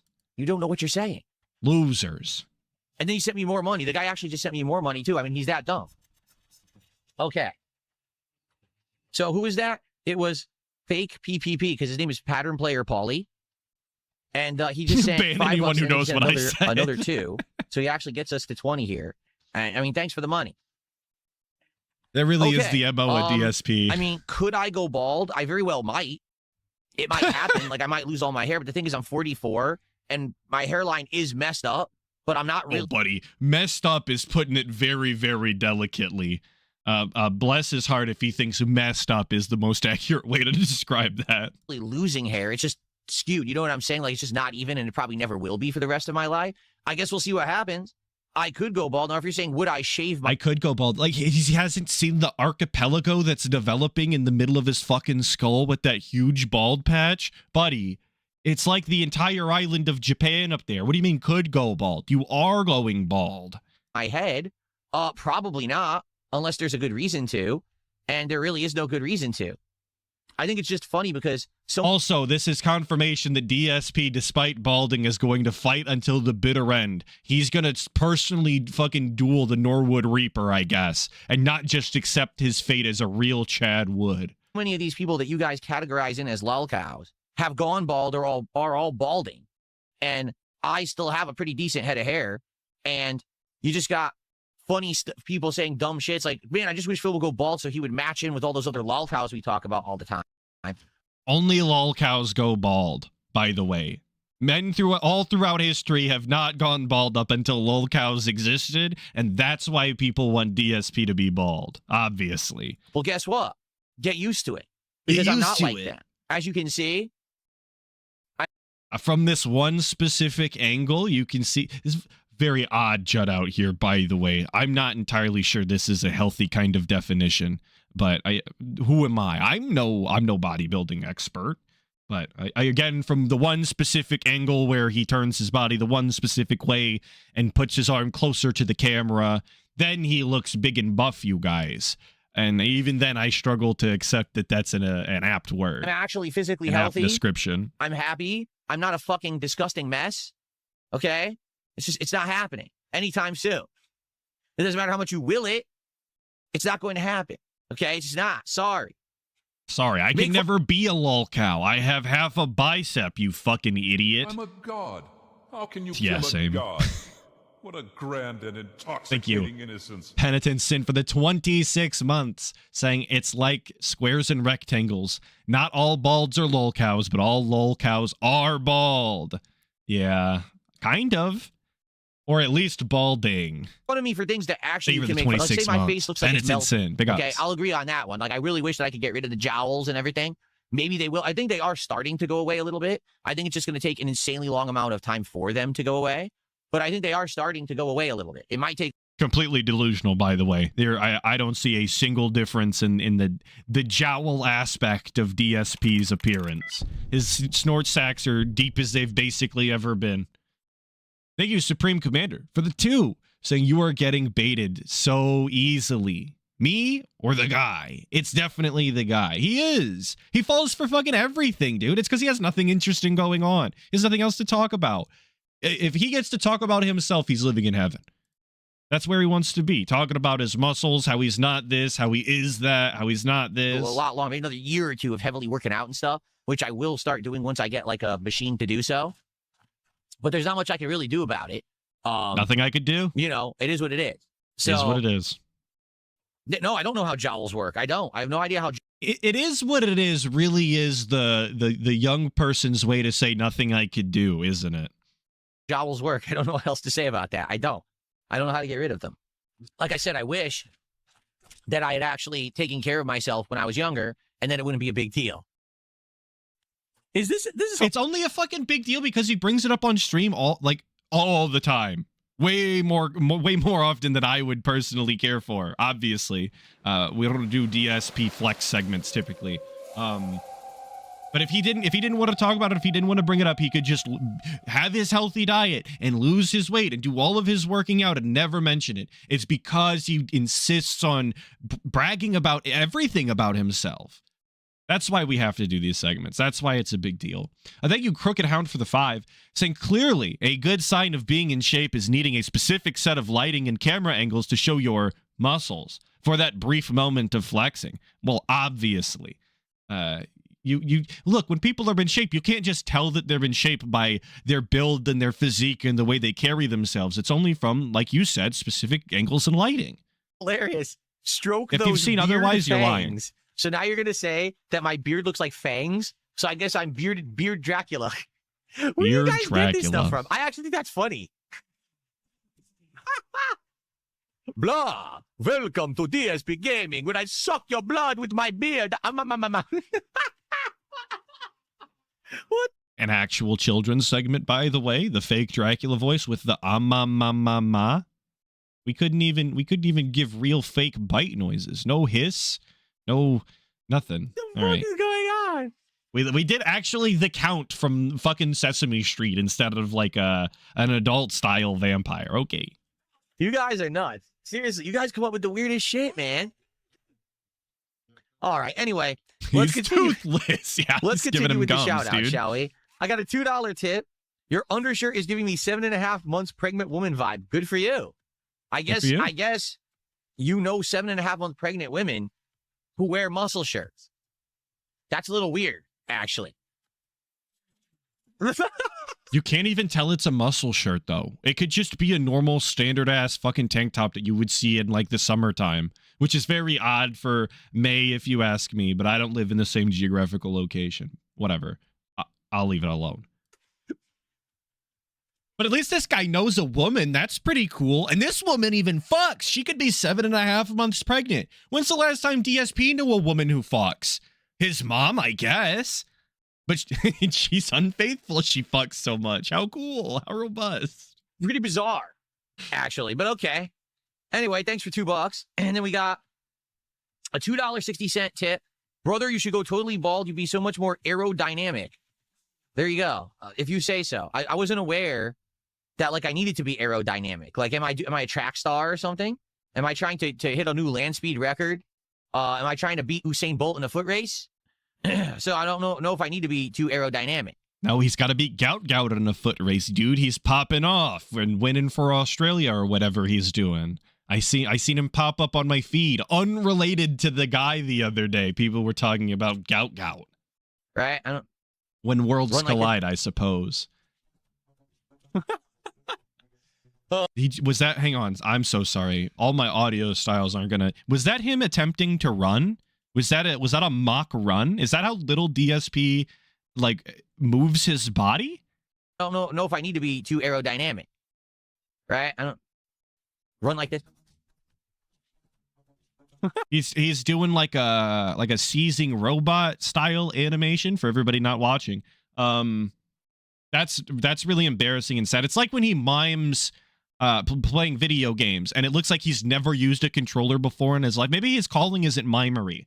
Maybe he's not gifted in the art of charades and should fucking stop. Because that's so embarrassing. Oh my goodness. Okay.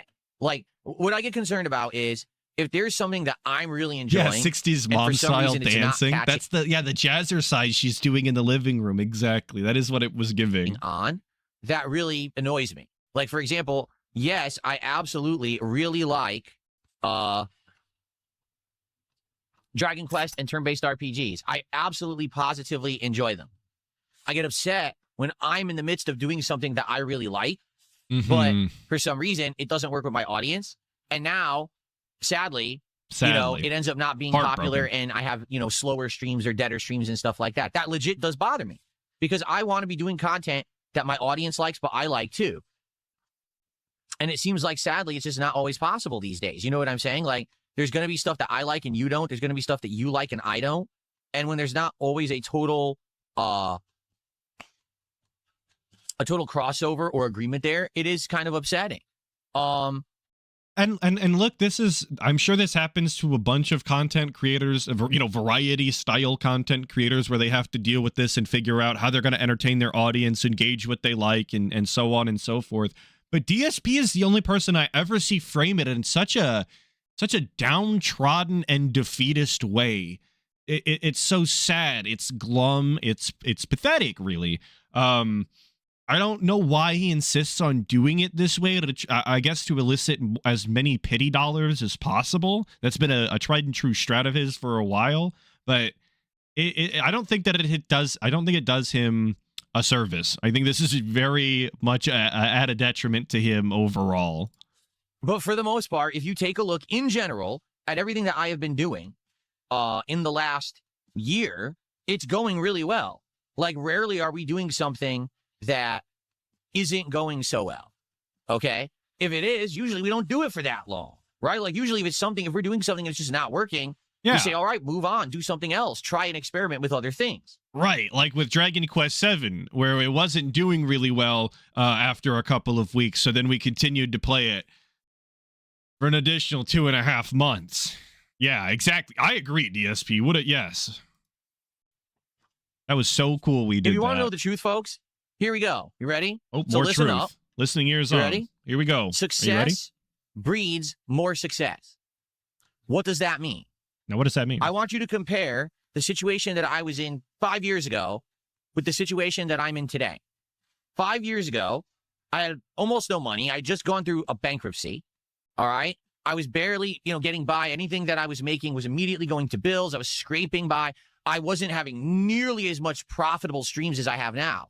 I wasn't having the levels of support and stuff that I'm getting right now. My setup was dramatically outdated. I was stuck playing only on consoles with an outdated lagging TV, right? Mhm. I didn't even have the flexibility. Please keep in mind at the time that the narrative was that's where we wanted to be.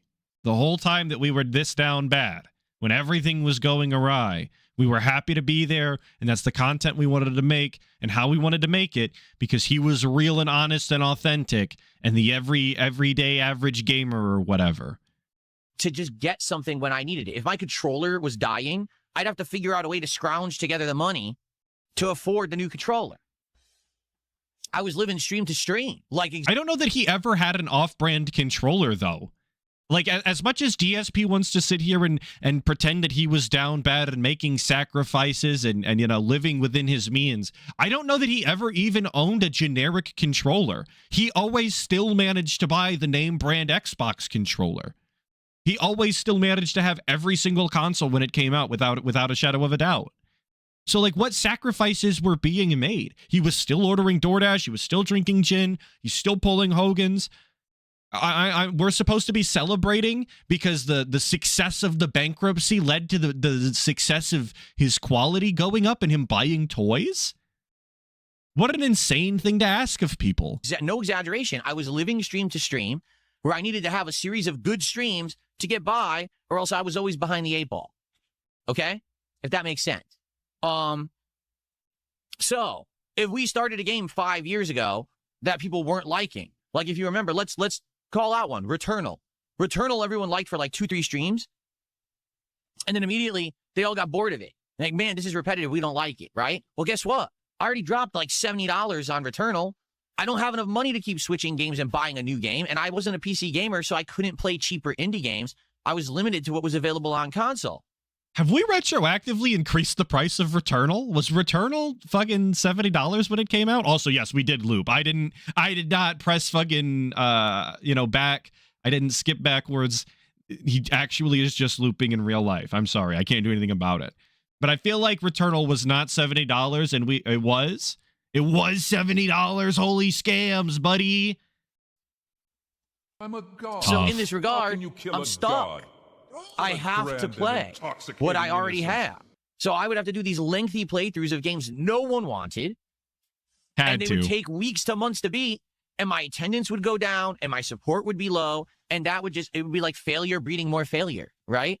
But what's happened is in the last That's real. Failure breeding more failure is true to real life, I suppose. Thank you, Sweet Papa Stovepipe, for the 29 months saying, "What's good, lads? Big ups to our weekend streamer." Thank you, thank you, thank you. I appreciate your big ups, brother. Sweet Papa Stovepipe, thank you for the 29 months. year and a half, okay, I have decided, or because I've been more successful, because I've been making more, because I have the flexibility to do all this stuff, I've shown you that if you support me and my content, that I'm going to reciprocate with upgrades, with listening to critique and feedback, improvements, and doing what we want to do together and having fun together, right? I'm reciprocating and giving back rather than just saying, oh, if you support DSP Gaming, it goes into a black hole and you never see any of it, right? Take a look. But is this supposed to be an actual reasonable addition to the stream? He has a new microphone. His mic sounds arguably worse than it did before. He has annoying-ass lights in the background that arguably make the visuals more annoying than before. The wrist rests and keyboards and mics, like, none of that benefits the audience. He could be playing the fucking game with a Dance Dance Revolution pad. That would be more entertaining. I guess that's not a good comparison. But it wouldn't make a fucking difference to his audience if they didn't know and they didn't see it like they currently don't. I hate the way that this guy tries to frame all of his fucking toys. All of the things that have upgraded and improved in the last 2 years. The entire, like, literally, I don't think there's a single thing around me that I was using 2 years ago. Besides maybe the game over sign, everything Absolute else is consumerism. new. The entire set. What I used to capture and stream. What I used to game on. The monitor. He's climbing to the top of the mountain to yell about his vapid consumerism that has absolutely taken over his life, and that he spends a very large portion of his income on. That's what you get out of this. He gets to consume. Very cool.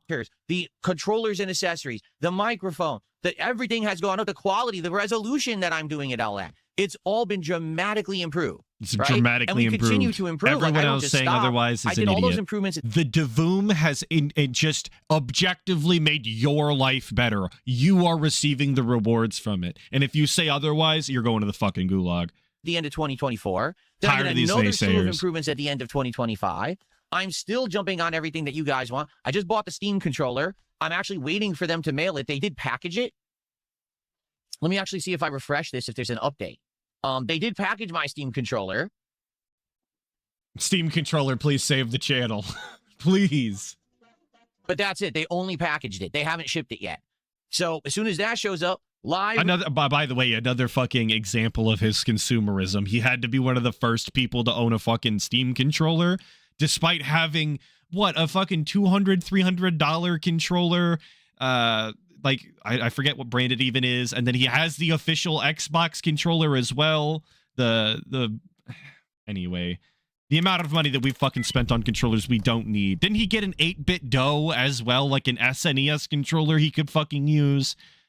I just, as much shit as he can buy as possible, man. Yeah, it was a $200 Razer controller. That's what it was. Thank you, Medusa Jr. for the 2. Saying, dude, he compared his modern life to COVID life. What the fuck? Yeah, he was in his prime during COVID, dude. He really hit his stride while everyone else was suffering. You're supposed to be happy for him. Review, right? Showing you what it how could I forget the Rolls Royce of fight sticks, guys? A very important controller that we absolutely needed. is, unboxing it, testing it. You know, doing all these things that previously I was not able to do. Why? Because quite frankly, I just couldn't afford them. All right? But now things have changed. Again, because of your overwhelming amount of positivity and support towards my content, the success is breeding more success. Does that make sense? And that's really what I was trying to get at years ago. That if you get to that certain level of just feeling sure about myself and knowing that whatever content I do will work, and if it doesn't, we can just shift right away to something that does, that I'd be good. But everyone was always, wanted to jump on the meme. Everyone wanted to be like, well, you see, Phil is a lost cause. Phil is a black hole. Phil is an endless e-beggar. And no Those are all true statements. There's not a false statement in there. None of that is untrue. matter what, if we support him, he's just going to piss it all away. Yes, and that's exactly what he did. With all of his consumption. That is what happened. Now, he might not see it that way, but that is the justification for that being said. Shout out that being said. But that is the justification for people saying that, and there's no way to argue about that. It's just a difference in values, and he values the wrong things, I would say. I personally greatly disagree with the things that DSP thinks are important in his real life. Well, that hasn't happened for 2 years now. Now, the narrative hasn't changed. Every idiot on the internet still wants to push that old narrative and completely ignore all of the improvements and changes that have happened, because if they acknowledge them, that means their narrative is broken and they don't have any content to make. You see, you can't do another documentary on me saying that I'm an endless e-beggar that never improves if I actually stopped begging and everything's improved. I mean, you absolutely can, though. That's not even true. You can make content saying whatever you want, even if it's not true, whenever you want, and no one can stop you. It's actually pretty cool, dude. You could just lie. No, I wouldn't recommend doing that, but it is kind of a funny bit. You can't constantly clip me and say this and that about me when it's not true, unless you push the narrative. But he does still beg. The narrative is still true. He's still a worthless, bottomless black hole of money e-beggar that's never going to stop, but he's never going to actually improve in who he is as a person in any real meaningful way. So, yeah, that's the truth, is that I feel that at this point, even if we're doing something that's not working, I have the ability to find something else that will work in its place, and it's fine. So I'm not really worried anymore. Really, I'm not. I used to actually be nervous about, man, what happens if this game doesn't work? What happens if this project doesn't work? Tonight, we're going to do a React stream for the first time in a year and a half. If it goes well, awesome. I've got not only all this stuff lined up to make it work, I got all the technology and everything to make this awesome. I got my editor ready to make an edited version. Have all of the technology to make this awesome. Dude, he's been reacting to shit for years at this point. And it's always the same shit, regardless of whether or not he's got a fucking Davoom Pixu in the back or not. Whether or not he's got his stupid headphone and controller charging stand. None of that has ever mattered. He's always had the technology to do React content to service. He just has to react better. But that's off the table, of course, for him. Thank you, NWO News, for the 2, saying he has the right to do everything and we don't. Well, obviously, we live in Snort Korea, the United States of Phil. He determines all of the rules and all of the reality, and we have to listen to the narrative that he's pushing. It's just so funny that even in the narrative that he's pushing, none of it is sensible at all. It's all nonsense. That hopefully will, catch some attention in the algorithm so people will actually watch this thing, okay? So I've got everything ready and lined up for success. If it's not successful, no big deal. We go right back to what we were doing and we have fun with full-time gaming and all that. Who cares, right? That's what I mean. I'm now in this level where I can just do things whenever I want, however I want. And if they work, great. And if not, who cares? Move on. DSP learned he had free will and he can do things. More at 11. Honestly, I really have no excuse. Like when you guys tell me, hey, try this, do this. Why wouldn't I? Give it a shot. Now, there are some exceptions, but for the most part, yeah. I thank you, Jonic the Cycler, for pointing out that he did literally threaten them in the previous clip, saying that it has to be successful, and if they don't, that they should never ask for any React content ever again in any capacity, because clearly they're lying and ungrateful losers and troglodytes on the internet who don't put their money where their mouth is. That was the sentiment in that other clip, but also if it goes poorly, it's fine, and he doesn't care. Thank you for reminding me. I almost lost sight of the beginning. I'm willing to do things and try things that are within reason. So, good stuff, okay? Good stuff. That's right. You can't listen, because here's what Super Bonchan just said. We're successful. If we're ever not successful, it's no big deal. Yes, because the thing is, it's not permanent. Do you understand? Like, what I found now is as long as you adjust and you move, it's called pulling an audible. That's what they call it in American football. American football. Of course, not just football, but American football for all you soccer enjoyers. So ESP is very familiar with pulling an audible. If you just move around, left, right, up, down, in any direction, when something's not working, if you have that flexibility, you're going to find... If you just start spazzing out and pressing all of the buttons, this is genuinely how DSP lives his life. The reason his moves don't come out, the reason that he's got the lot in life he does, is because apparently when you're in a tough situation, it doesn't matter what direction you go, you just gotta spaz. Left, right, up, down, doesn't matter. Just do something, anything. Just press all of the buttons at once, dude. Find something that works anyway, and then you're good. My problem was I was stuck in a rut where I couldn't do that. I'm not anymore. So now we play a game, it's not working. Okay, move on to another game. Or if everything else around me is going on well anyway, then you can keep playing the game that's not working and enjoy it for yourself. And that's what I just did with Dragon Quest VII. Do you see? So I'm good. Wait, I'm sorry. How did we pen that around up? me is going on well anyway, then you can keep playing the game that's not working and enjoy it for yourself. And that's what I just did with Dragon Quest VII. Oh, okay. Do you see? So we were choosing to be unsuccessful with Dragon Quest VII. We were actually doing that against our audience's wishes on purpose, with acknowledgement. Very cool. Good. I'm not worried.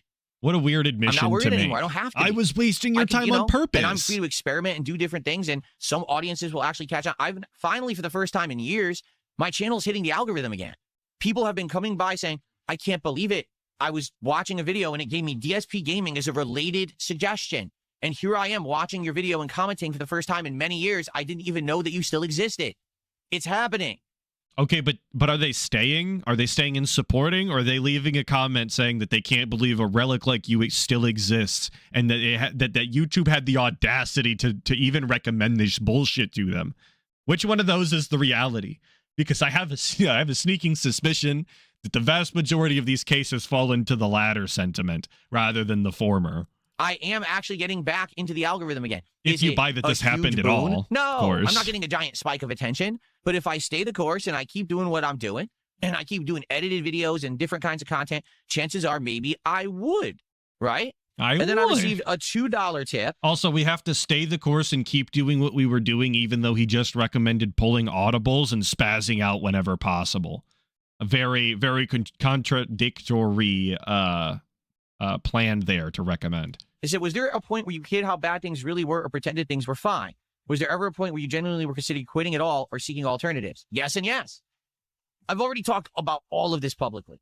Okay? And let's not. But, before the bankruptcy, Mm-hmm. I was in a point where I was literally up to my eyeballs in debt. And because my income and viewership and attention on my content on YouTube had waned so much for a result of many factors, and we're not here to get into the factors because some of it is my fault and some of it is detraction and shit like that. Okay, it was a unique combination of factors. No, it was all DSP. Even all action. Look, people don't like when you say this kind of thing, but ultimately, all detraction is inherently on DSP and is inevitably his fault in the end. If you follow it all the way down, it's his actions that's had all of these things start to snowball and count and Jesus Christ and start reacting. So, like I said, a lot of people don't want to acknowledge that about their own circumstances in reality, but that's the way it works. But I'd gotten myself into so much debt. There was no way. Which he deserved, by the way. All of the hate and this debt, those are the repercussions of his own actions and behaviors. He was getting everything that he fucking deserved. It's only through, honestly, the fucking grace of God himself that he was granted a reasonable a bankruptcy, given all of the mounting evidence that he did not deserve it. It was only through grace that it was granted to him and he was ever put into a position to be successful again. He should have fucking rotted with that debt and just been made homeless because it's what he deserves. Yeah. Like literally, there was just no way I was ever going to pay it. And so it was a matter of, am I going to lose everything? Are they going to take my house away if I don't, if I can't pay it? Am I going to lose my car? Am I going to lose, everything? He should have lost it all. My credit was already shot. Absolutely should have. So I was in a situation where I was literally, what payment do I make? Because I can't do them all. So what's the most important payment to make right now? Just to get by? Is it the utility bill? Is it the internet bill?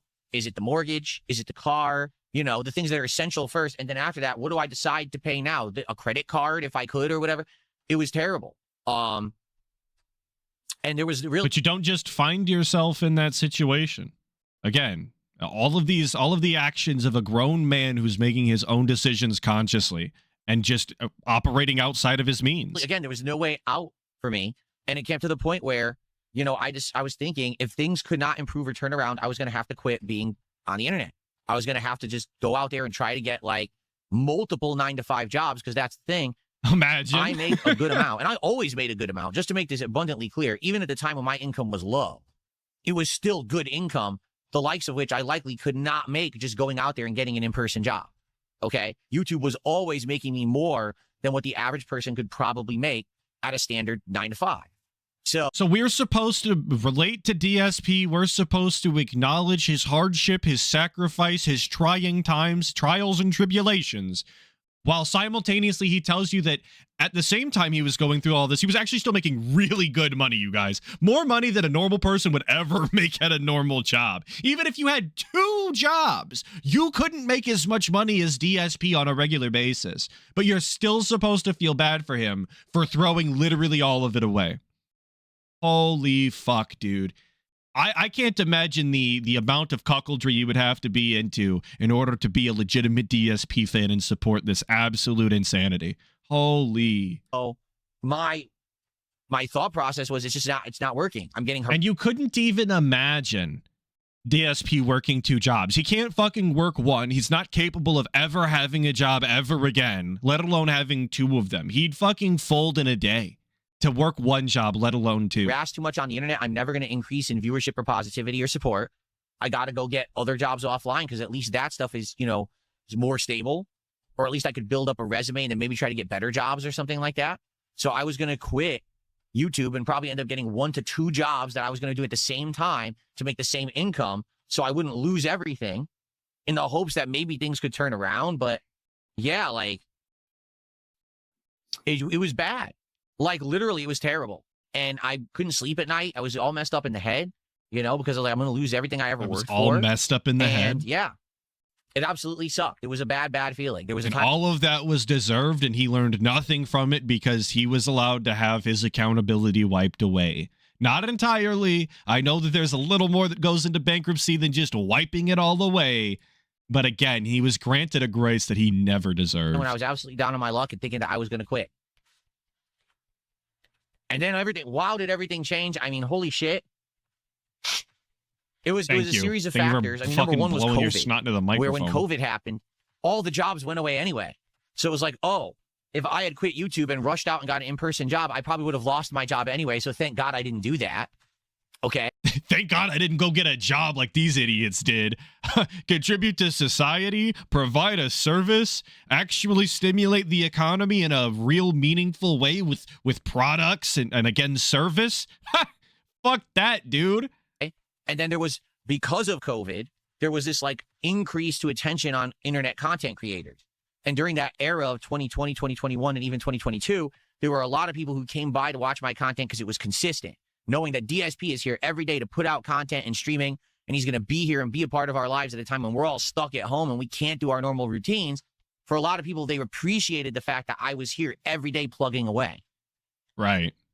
So COVID made people retarded. How cool is that? How awesome. We got a good boost during the COVID a side year. effect I And then didn't after even COVID know ended, happened. Yeah, it started to slow down again. But then I started experimenting with new content, right? I had the DSP Reacts channel where I started doing a React show and reacting to different kinds of things. And I started to try to branch out and do other stuff and told you guys, hey, if I ever do, you know, get this level of support or whatever, I would do different things. Just I'm stuck being a console gamer because I don't have the means to do it. And it was just... That's not what he said at all, by the way. He actively fucking fought every single time somebody recommended that he get a PC because he couldn't afford it at the time and he didn't want to admit that he was broke.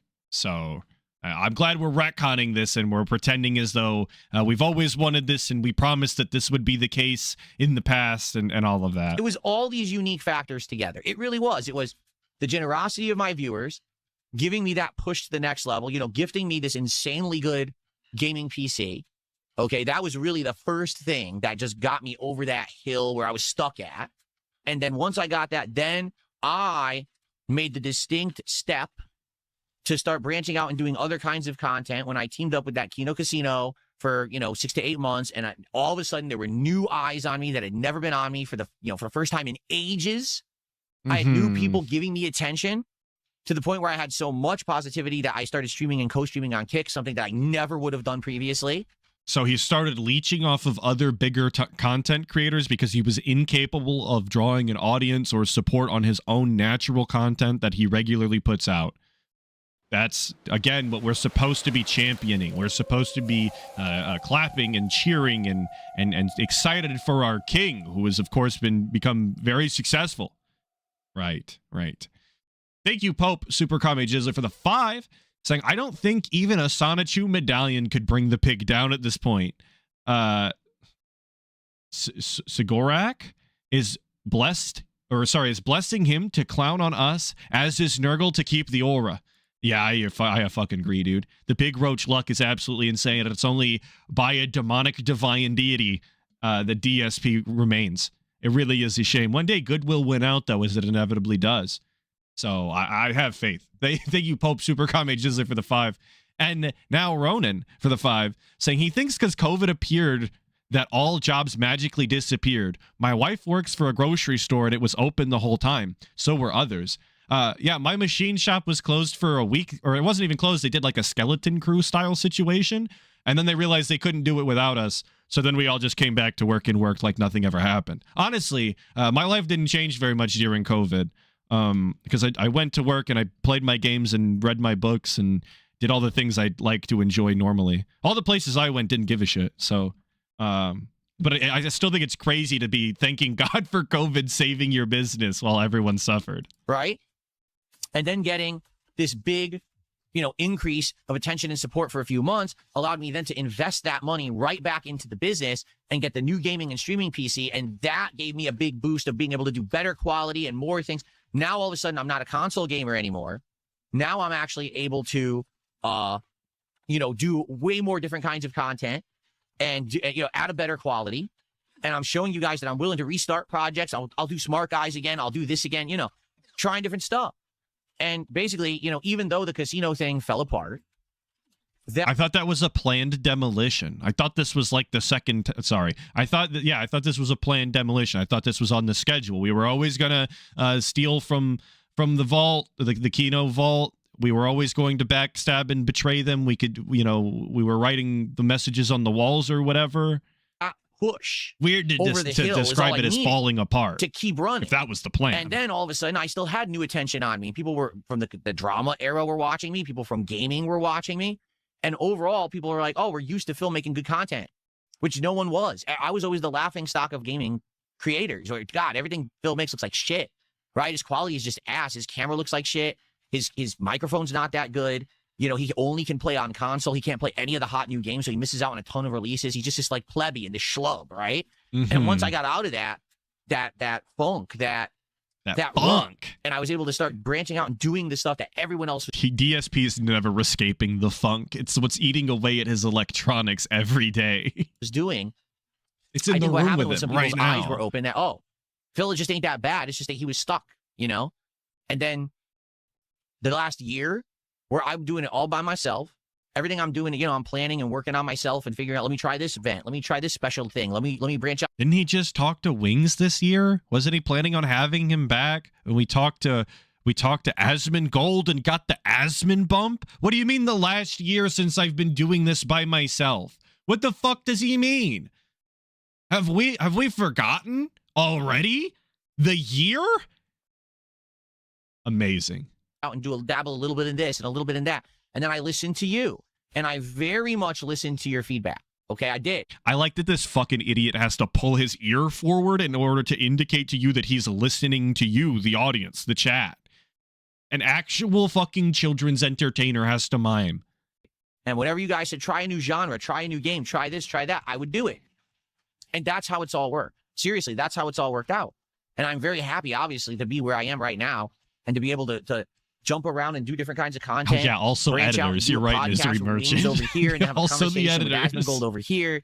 Do a react over here that actually gets me attention. Do an edited video review of a game that actually gets me more attention than I usually would. This is cool. It's a good feeling. It's not just Phil just did the same thing every day. He's stuck in his rut. No one cared. It's very much not the case. Okay. Now, certainly I'm not Mr. Popular, nor am I looking to be. But the fact that I'm at least in the conversation about stuff is a good thing. You want to at least be semi-relevant. And the fact that I am semi-relevant after 18 years of doing this is pretty awesome.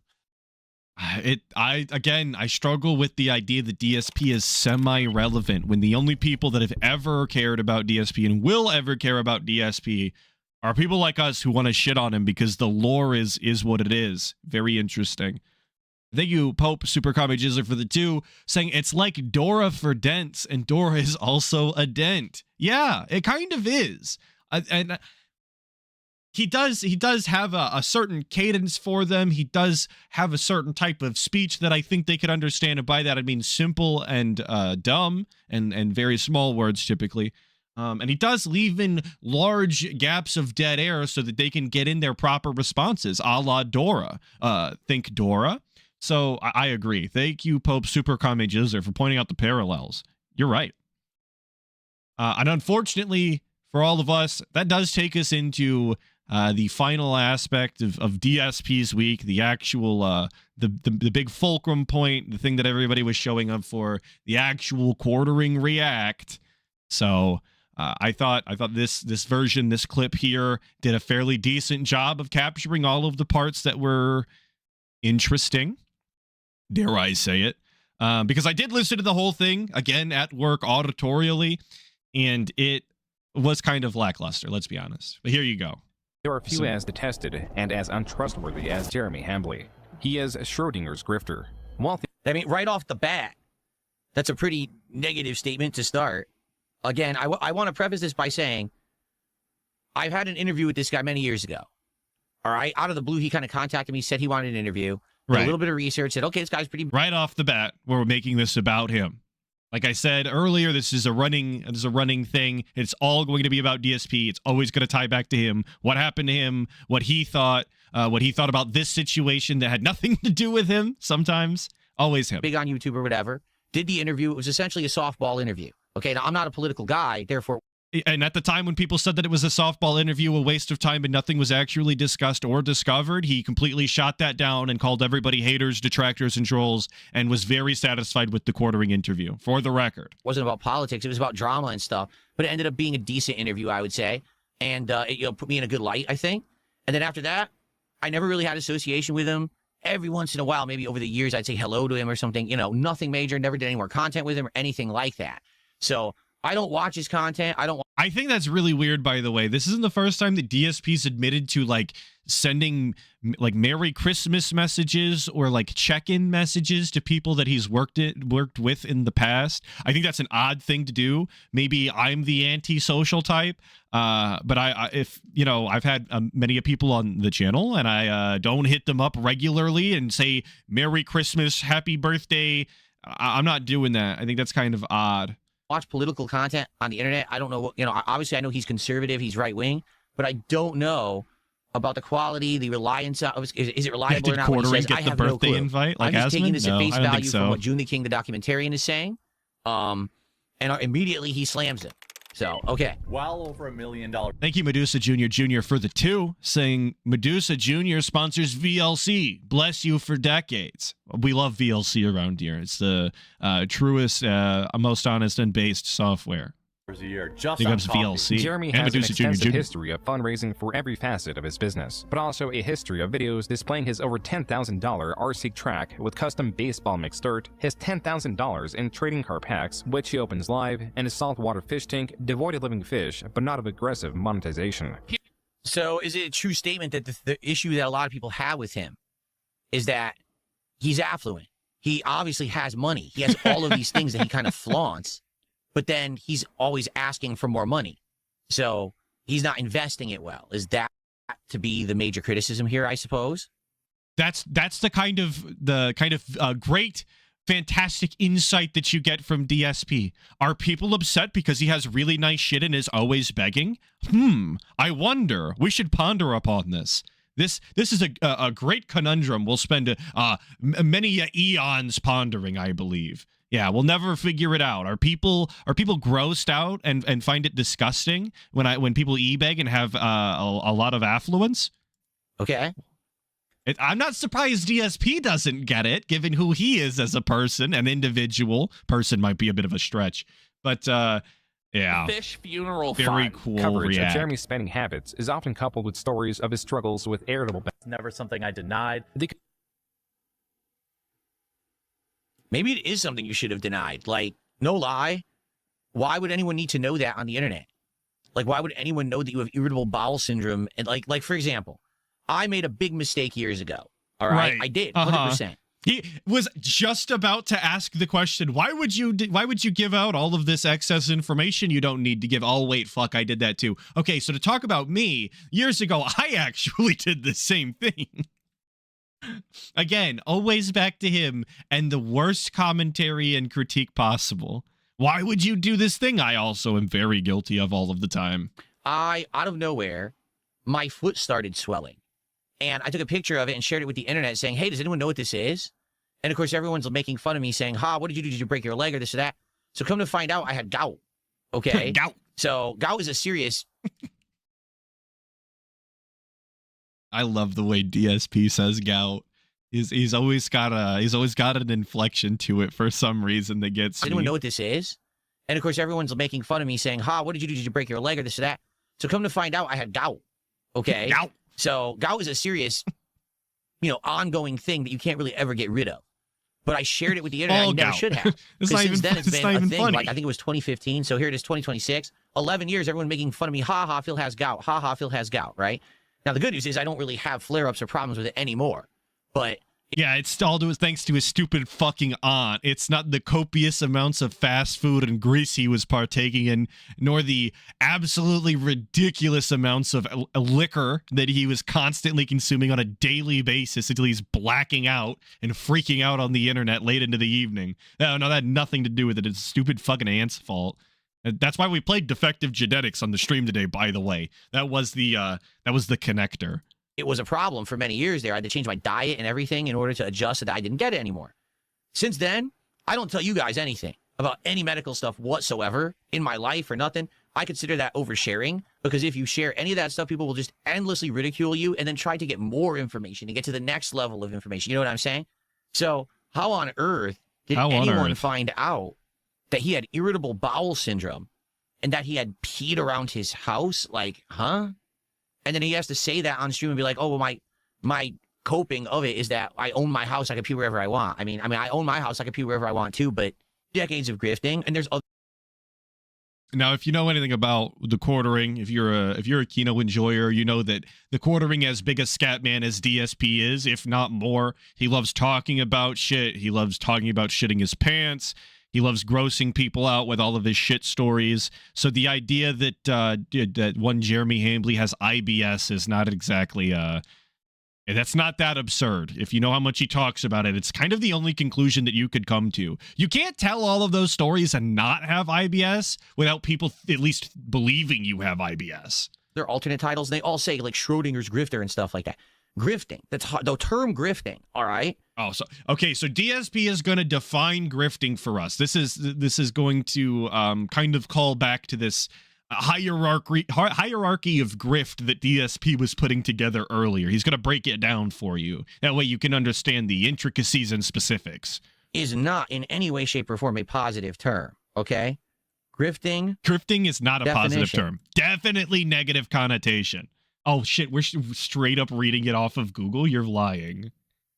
Grifting is the act of obtaining money, property, or personal gain through deceit, manipulation, and confidence tricks rather than physical force. A grifter or con artist exploits trust, often using false promises or scams to trick individuals, and is characterized as a form of small-time or clever theft.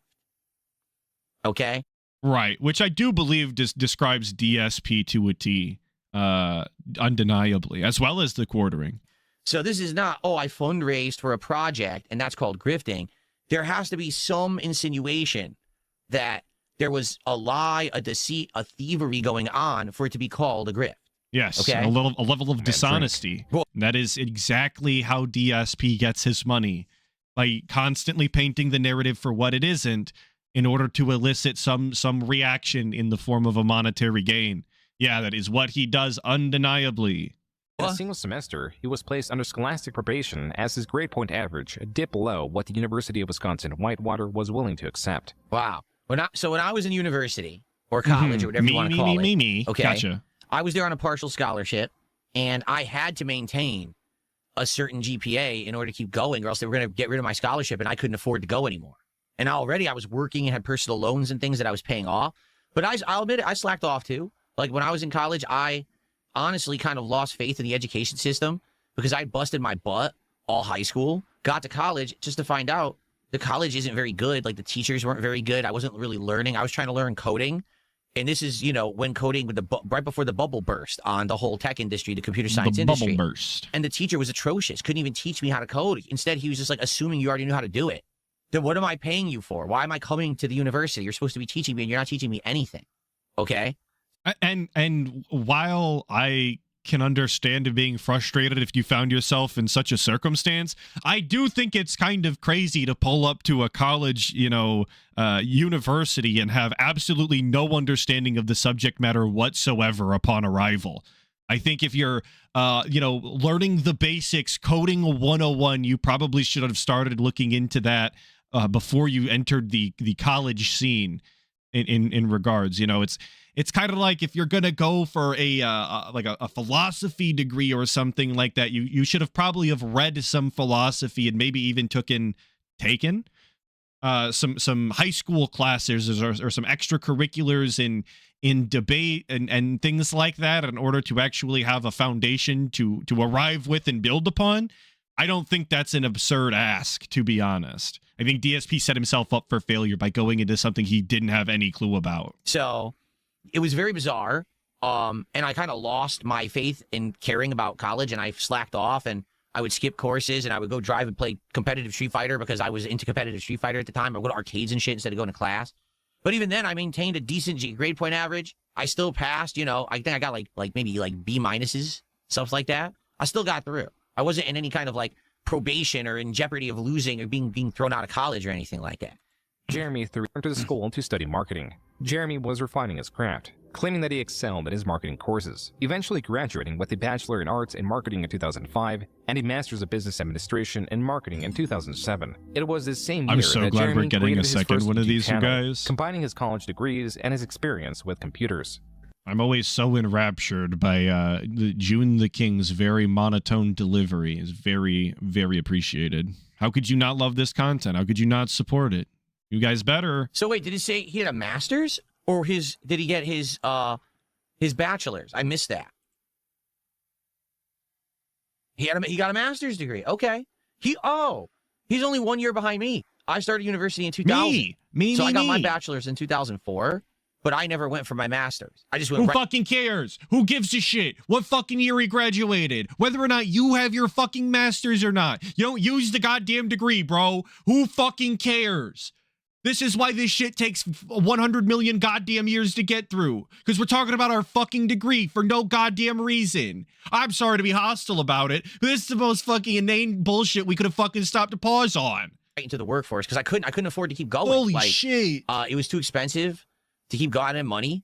And I was working, like I said, I had a partial scholarship and I was working full time as well to pay for college. And after I got my 4-year degree, I was like, I can't afford to keep doing this anymore. So I just went right into the workforce and started making money. He was able to actually get his master's get a degree. fucking Good for job, him. loser. That's good for him. Fundle thanks for. He would sell the physical tools needed for computer repair. So in 2008, I had a full-time office job all day, 9 to 5. And I would come home and I would grind away pumping out videos of gameplay on my original Dark Side Filled channel. Right. So you'll notice that this is about him. So for context, this clip is lacking a little bit of context on the quartering, which might have been useful to understand how odd it is DSP keeps talking about himself. But at this point, Jeremy has started a PC repair channel doing tutorials on how to fix things and software, and he started selling these physical computer repair kits. And DSP's question is whether or not he's doing this full-time or if he has a side hustle, or if this is his side hustle. Then this is how DSP's related it to himself. that was like, YouTube was my hobby. I never intended to make any money doing it. It was just like a side hobby because I loved games. I was doing this improv commentary. Jeremy was using YouTube as a way to advertise his online business and get people to do like stuff. He was like, his mind is always about making the dollar. Like when I started on YouTube, it never was intended to make me a dollar. It was just a hobby, just to mess around, to F around. I didn't think I would ever do it for a job. Him, like, this was always his thing. The moment he started making videos on YouTube, it's how to make money. It's interesting. Please ignore the PayPal link that's been on DSP's channel since basically the fucking very beginning. Don't forget to click on the ads, support the Patreon, go to the PayPal link, make sure you're sending super chats. Make sure you guys like the video, obviously. Yeah, maybe in the past DSP didn't start that way, but it definitely graduated to it and has remained the same since. Among the hundreds of videos, while some would see this video as informative in how computer techs have access to users' personal information, others would, eventually, view this as Jeremy, per his specific example, advising predators on how not to get caught. This is another piece of context that maybe I should have grabbed if I was less lazy. I'm like the guy, okay? There is a bit in here where Jeremy is talking about helping somebody out in IT and telling people that the ITs can sometimes read their emails or see sensitive files that they probably shouldn't see. And he specifically says something about having, I believe he uses the word kitty, but what you would call CP for short. And he recommends renaming the file folder or putting it on a different drive or something. That's genuinely his recommendation. And it's important you know this given what DSP is just about to say. You know, he's a staunch Derek defender. He thinks the only thing wrong with marrying your sister is that it's not meaningful. What are you going to talk about? You've known them your whole life. He doesn't see anything else wrong with that. So that's who DSP is. I'm sure you won't be shocked to hear what he says. So, I mean, here's the thing. This is what, 2008? I'm not sweeping for Jeremy here. I want you to understand this. This is very stupid. I'm not sweeping, but watch me sweep this shit He's basically trying up. to give advice, but he's giving advice to do something underhanded for something that should never be hidden. And you know what I'm saying?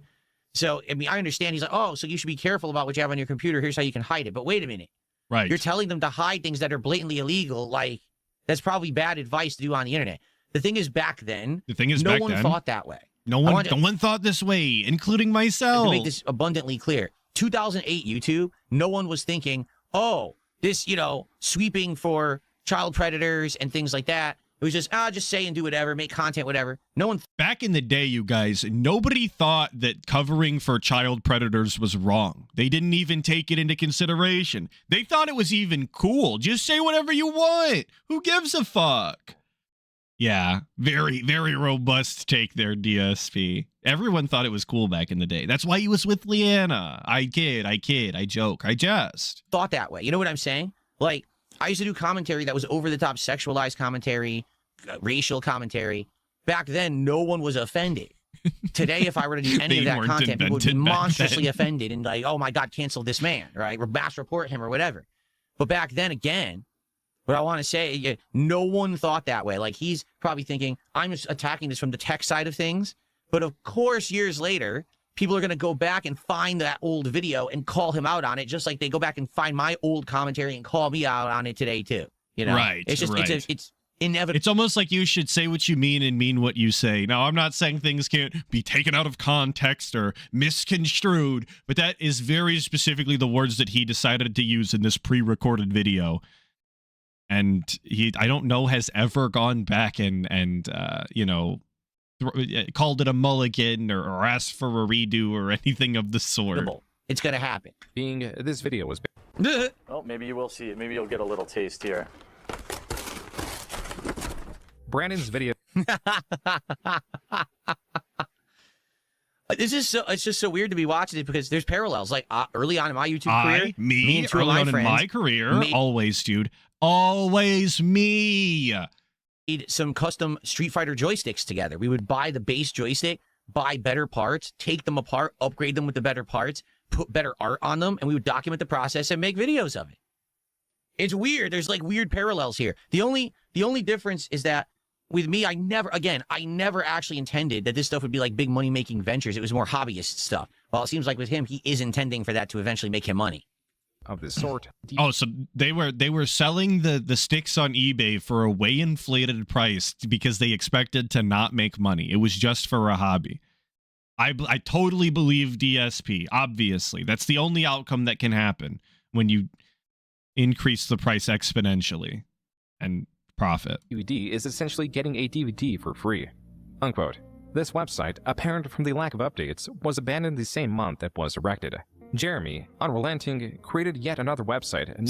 So he is trying attempt after attempt to find a way to make money, and most of them don't work. And he just abandons it and he goes on to another one. Okay. Marketing Sheriff. As with Be Your Own IT and RC Net. And he didn't have the pig roach luck to accidentally stumble into something successful and then hold on to that for all of eternity. He didn't have that good of luck. He had to get out there and grind like a normal grifter from topic to topic, subject to subject. Look, it's not a great life. It's not an honest one, but it is a life. And well, I've decided that I'm going to do that, and I'm looking for a home there, and it's going to have a big yard, one that I can put RC track in. For the time being, in early 2015, Jeremy set his sights on yet another project. Not a website or YouTube channel, but an app. All right, I have to ask. It's the burning question everyone's asking right now, okay? Mm-hmm. Early Origins, he makes the IT channel, he sells it for $160,000, okay? Then he makes RC channels. Those don't make any money, they fail, he closes them. His website probably doesn't make any money, he closes it, okay? Oh, Magic the Gathering channel, it's doing all right. How does he have all this money? Where's the money coming from? I can attest, again, I had a channel around 2014, 2015 that was bringing in millions of views a month, all right? I made good money. His is like nowhere near as big as mine was. So where is the money coming from for all of this? Oh, I'm going to move now. We're pocket watching. That's the big burning dire question that everybody is asking. Where did your money come from? Where'd the load go? Come on.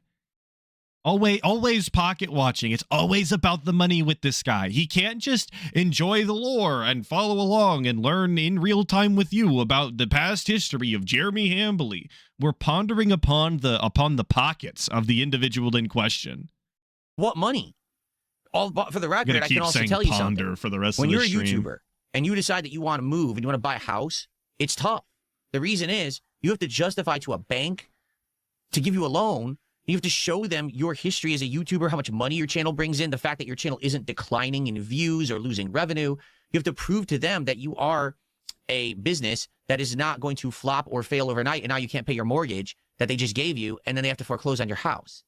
So it's tough, to be honest with you. It's actually tough to do this kind of stuff. I know because I went through it myself in 20. It's tough to get it confirmed for a house if you don't have steady income. Okay. Thanks for the basic level of information.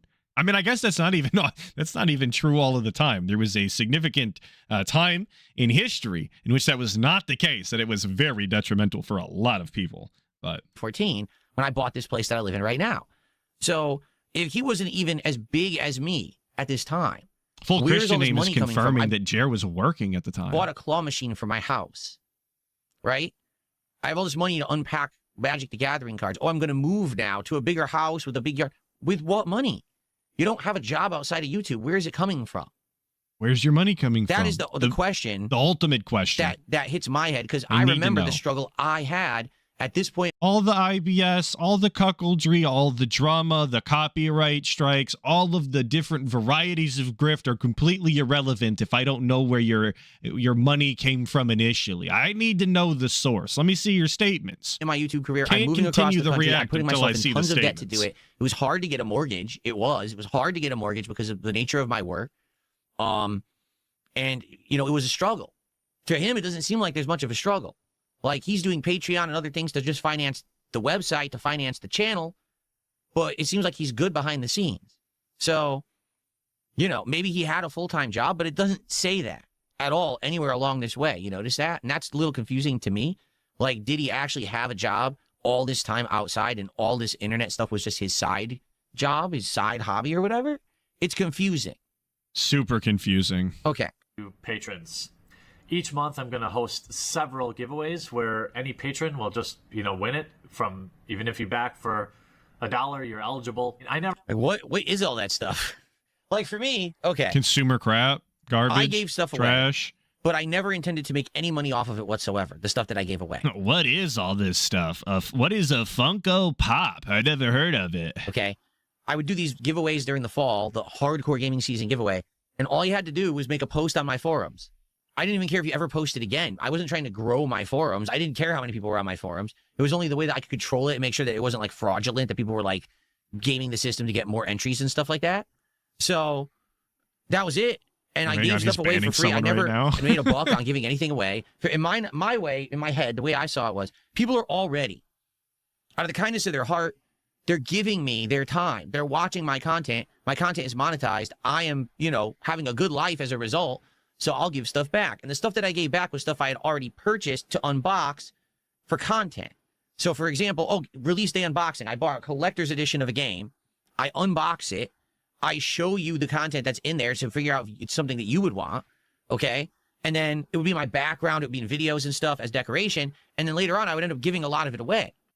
Right. Because it was plastic garbage most of the time. But notice that the only reason that DSP, his point here is that he never bought anything with the intention of giving it away. Well, that's simply because he bought the thing with the intention of already making all of the money off of the thing itself and then giving it away afterwards for, I guess, some extra brownie points. He was making a ludicrous amount of money for purchasing something he had to purchase anyway because he needed to play the fucking game day one. So you don't get good boy points. You're not. This isn't an act of charity. This is you're not being graceful when you give away stuff that you already made a copious amount of money on. Money he again did not deserve because that content is fucking garbage. He's really really lucky he was on YouTube doing what he was doing at the time when he was. It was really an era. What I'm confused is him. It seems like with him everything is like, well, I'll give it away if you already if you pay me, right? If you pledge to my Patreon, you have a chance to win this. If you engage this much, you have a chance to win this. So I guess I can understand. Is it grift? Because is he fooling you? I don't think he's outright fooling you. He's generating engagement and he's generating revenue in the hopes that you can get something after the fact. And I look at this terrible, not terrible, this tremendous amount of stuff terrible that he's going to give away. And I look at this and I'm like, that's probably thousands of dollars right there we're staring at that he spent money on. This isn't freebies he got. He probably went and bought all this stuff, right? So, I mean, we're just coming to that conclusion. Like, we don't even know if that's true. Maybe he was given this stuff. Maybe he, at one point, I know that he had a thing with Magic the Gathering. Maybe some of these cards were legitimately gifted to him. We don't know this shit. We're just making it up. We're just assuming and coming to our own conclusions based off of information we don't have. But we're supposed to be taking in the information honest and truly via June the King here. So, for what reason? Was this content that he unboxed and made videos and it was profitable for him? I don't know, because I don't understand Magic the Gathering. If that's the case, I guess that makes sense. He already unboxed it. He's done with it. He doesn't have anything to do with it. So now he wants to give it away. Yeah, I guess the same grift that's DSP what we're getting did. at here. Not that he bought this stuff specifically to just give it away, right? This is stuff that he unboxed and reviewed and made content out of. But is it grift? I don't know. That doesn't, to me, I don't know. Does it sit right? It's a little underhanded, I would say. It's just like on X or any other social Holy platform where they're like, fuck. chance to win. But what you have to do, you have to like, you have to follow, you have to retweet, you have to do this and that. Yeah, but you're farming engagement for yourself in the hopes that one person wins something, right? I don't like that. I never done anything like that. I do find that kind of underhanded. It's not illegal. There's nothing like against any rules or terms of service doing that. Like we're getting caught up on the fucking semantics of what is and isn't grifting in a very odd way that it does appear like we're sweeping for Jeremy Hambley, but I think that's simply so that DSP can sweep for himself simultaneously, even though he's not directly involved in a one-to-one comparison here. But I've hated that kind of behavior. But that's why he had to look the word up, is so that he could argue the semantics of what is grifting. I'm a firm believer in that human beings make the words and we define how they're used. And if we all use it colloquially one way, even if it doesn't fit with the exact definition, we know a grifter when we see one, and we know what we're talking about when we say it. We can have little intricate disagreements on it and have discussions on the matter, but not in the way that DSP is. Absolutely not. This is grifting. Everything DSP does is also grifting. Behavior. So I can understand why people look at this. They're like, well, this is grift because, you already scratched my back. One person has a chance to get something. He's claiming he's going to give away all of this stuff. So this is what, 100 people will each win something out of the, 1,000 people that support him? I don't think this is that bad. I don't like the means, the exact way he's doing it, but I don't really think that this is that bad either. Like, people would look at this, but dirty, grifting. Yeah, but he is giving back to his community. It's people who like him, who are watching the content that apparently he's making with this. He wants to give it away. So, I don't know if it's that bad, honestly. But let's keep going. I don't know if it's that Jeremy bad, explains honestly. how, approximately 30 times a day, He didn't really add anything there either. He doesn't know. He didn't concretely come down on one side of it. I don't think it's that bad. It was his exact takeaway. Could have came to that conclusion on your own without fucking playing the semantic word games with reaches DSP. into his pocket to make sure his Xanax is still there in case he has a panic attack. So, this is all bad. I know from experience, you're oversharing. It's too much information for the public. The public should not know anything about this kind of stuff. It's a huge bad idea to give this kind of information away. Even if it's true, if all of it's true, and he has panic attacks and it's a result of his diet and drinking and caffeine and whatever it is, you don't share that at all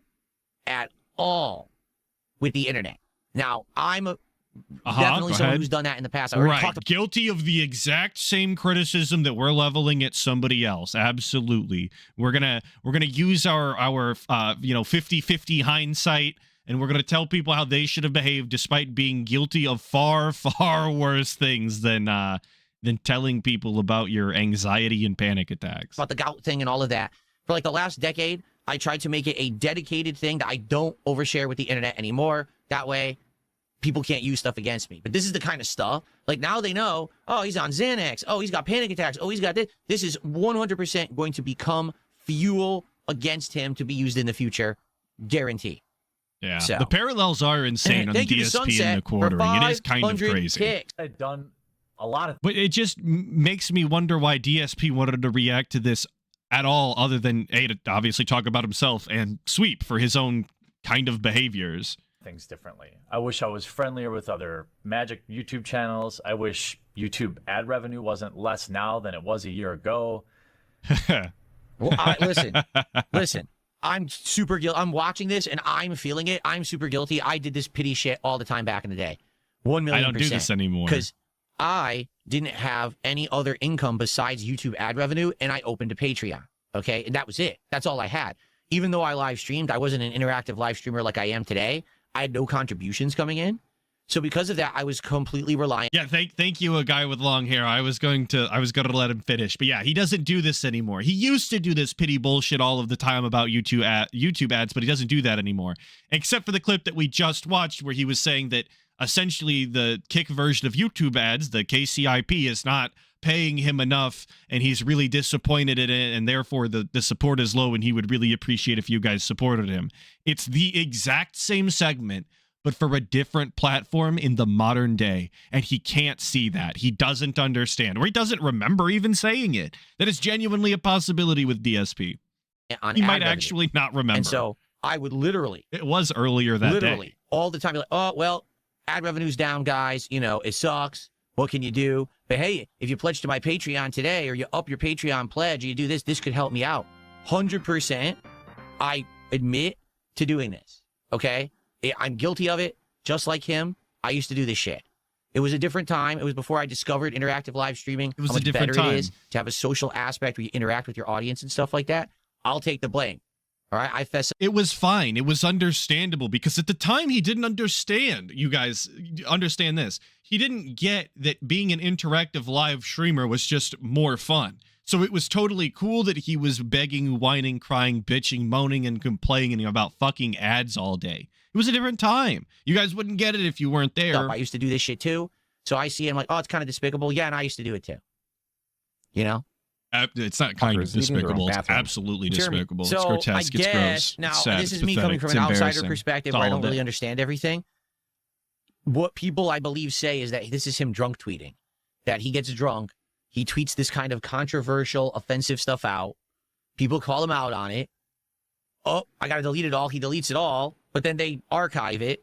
And then they present it later as, look at how this guy really is when he's drunk, which is kind of like, I guess what they're saying is, when he's drunk, he really lets his real self out.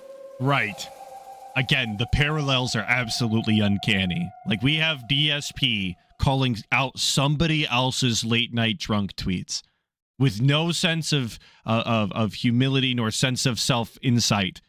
Somebody else's drunk tweets. Very cool. And he's acting as though he doesn't understand the concept of a drunk tweet. They say that this is when he lets his real self out. Like, he doesn't know this is factually how it works for these types. Because he's the type. Thank you, movie sign for the 5. Saying, dear Lord, how much more self-centered can one pig roach be? Let's make this 3+ hour documentary about someone else be all about me. Free. Thank you, movie sign for the 5. I appreciate it. Thank you. And you're not wrong. That is what this is. Right? I guess, like, the mask gets removed or whatever, right? So I think that's what they're getting at here. So they're showing, this is the background to show that he used to do this in the Magic community. It's not just him doing it with politics and culture wars. He used to do this stuff even in the Magic community 10+ years ago. Okay. I think I'm seeing where this is going now. I just got a $3 tip. Listen to this. Hey, brother, it's Jared. I'm still in prison. I saw you mention me earlier in the video. Why don't you write me back soon so we can communicate directly? Take care, pal. Jared Fogle from prison, everyone. Thanks for $3. It's awesome. It's amazing they let you send PayPal contributions out when you're in prison. That's something interesting. Maybe he's going to make the quartering. Well, I guess he wasn't even the quartering yet, right? If the internet is going to make Jeremy a villain, and there's nothing he can really do about it, then he's just going to say, to hell with it. I'm going to lean into it. I'm going to completely become this devil-like character, and I'm going to try to benefit from it. Oh, shit. So in this case, Magic the Gathering has already kind of thrown him away. The quartering really said, bitch, I'm the villain. Very, very cool. He's on his double down. He's on his double down arc. The community has already ostracized him for his comments that he said in Twitter posts and Reddit. So now he's, well, forget it. I'm going to go all in then. If you really are going to hate on me anyway. The apology does nothing. You know, Wizards of the Coast are going to say, oh, we sent you stuff by accident. That guy's a jerk or whatever. That's it. Like, maybe that's what it is. Maybe it's not that he's obsessed, but he's actually trying to do the most extreme thing on purpose to piss everyone off and get attention for himself, since everyone was just so determined to villainize him. Right. Does that make sense? Yeah, it kind of sounds like another content creator I know that decided to double down rather than repent and change his ways to be more likable. Yeah, it's actually really similar. It actually makes the most sense, to be honest with you. I feel like I've actually seen this movie before. I'm not saying this is a good idea by any means whatsoever. Okay? But I'm just saying maybe that's what actually happened here. He's decided to become the embodiment of what people were already categorizing him and making him out to be. Since you want a villain, I'll be the villain you want. I'll give it to you. And by the way, I'm going to try to benefit from it along the way. Now, what I'm curious here... Hambly probably thought that he was Al Pacino in Scarface during that scene in the restaurant where he's yelling about, you need villains like me. That's probably how he felt. But really, he was just being retarded online. What I'm curious about this here is, did he benefit from it? Was he getting big rallying of new supporters? Was he getting tons of support on his Patreon? Were people subscribing to his channels and watching him in droves? Or was the whole internet kind of pointing at him and laughing and saying, what the hell are you doing? Are you crazy? Because that's really not what's being explained here. We're not seeing that side of it yet. All right. Okay. That's it. That's all we're watching of this quartering nonsense. I guess next week I'll probably have, a section. Hopefully it does bad enough that we never have to talk about it again and we can just move on positively. I don't know what else would be on the next week's stream aside from that. You got to call it as you see it day by day, depending on whatever DSP wants to do. But with that, it is the end of the stream. That's all of it. So over 3 hours. Very cool. I appreciate all of your guys' time this Saturday morning into afternoon. If you're an East Coast style, whatever time to whatever time where you are, I appreciate it nonetheless. Big ups. If I don't see you until next Saturday, which is the plan, I don't intend on being anywhere else. I hope that all of you have a safe and blessed work week and rest of your weekend. Goodbye.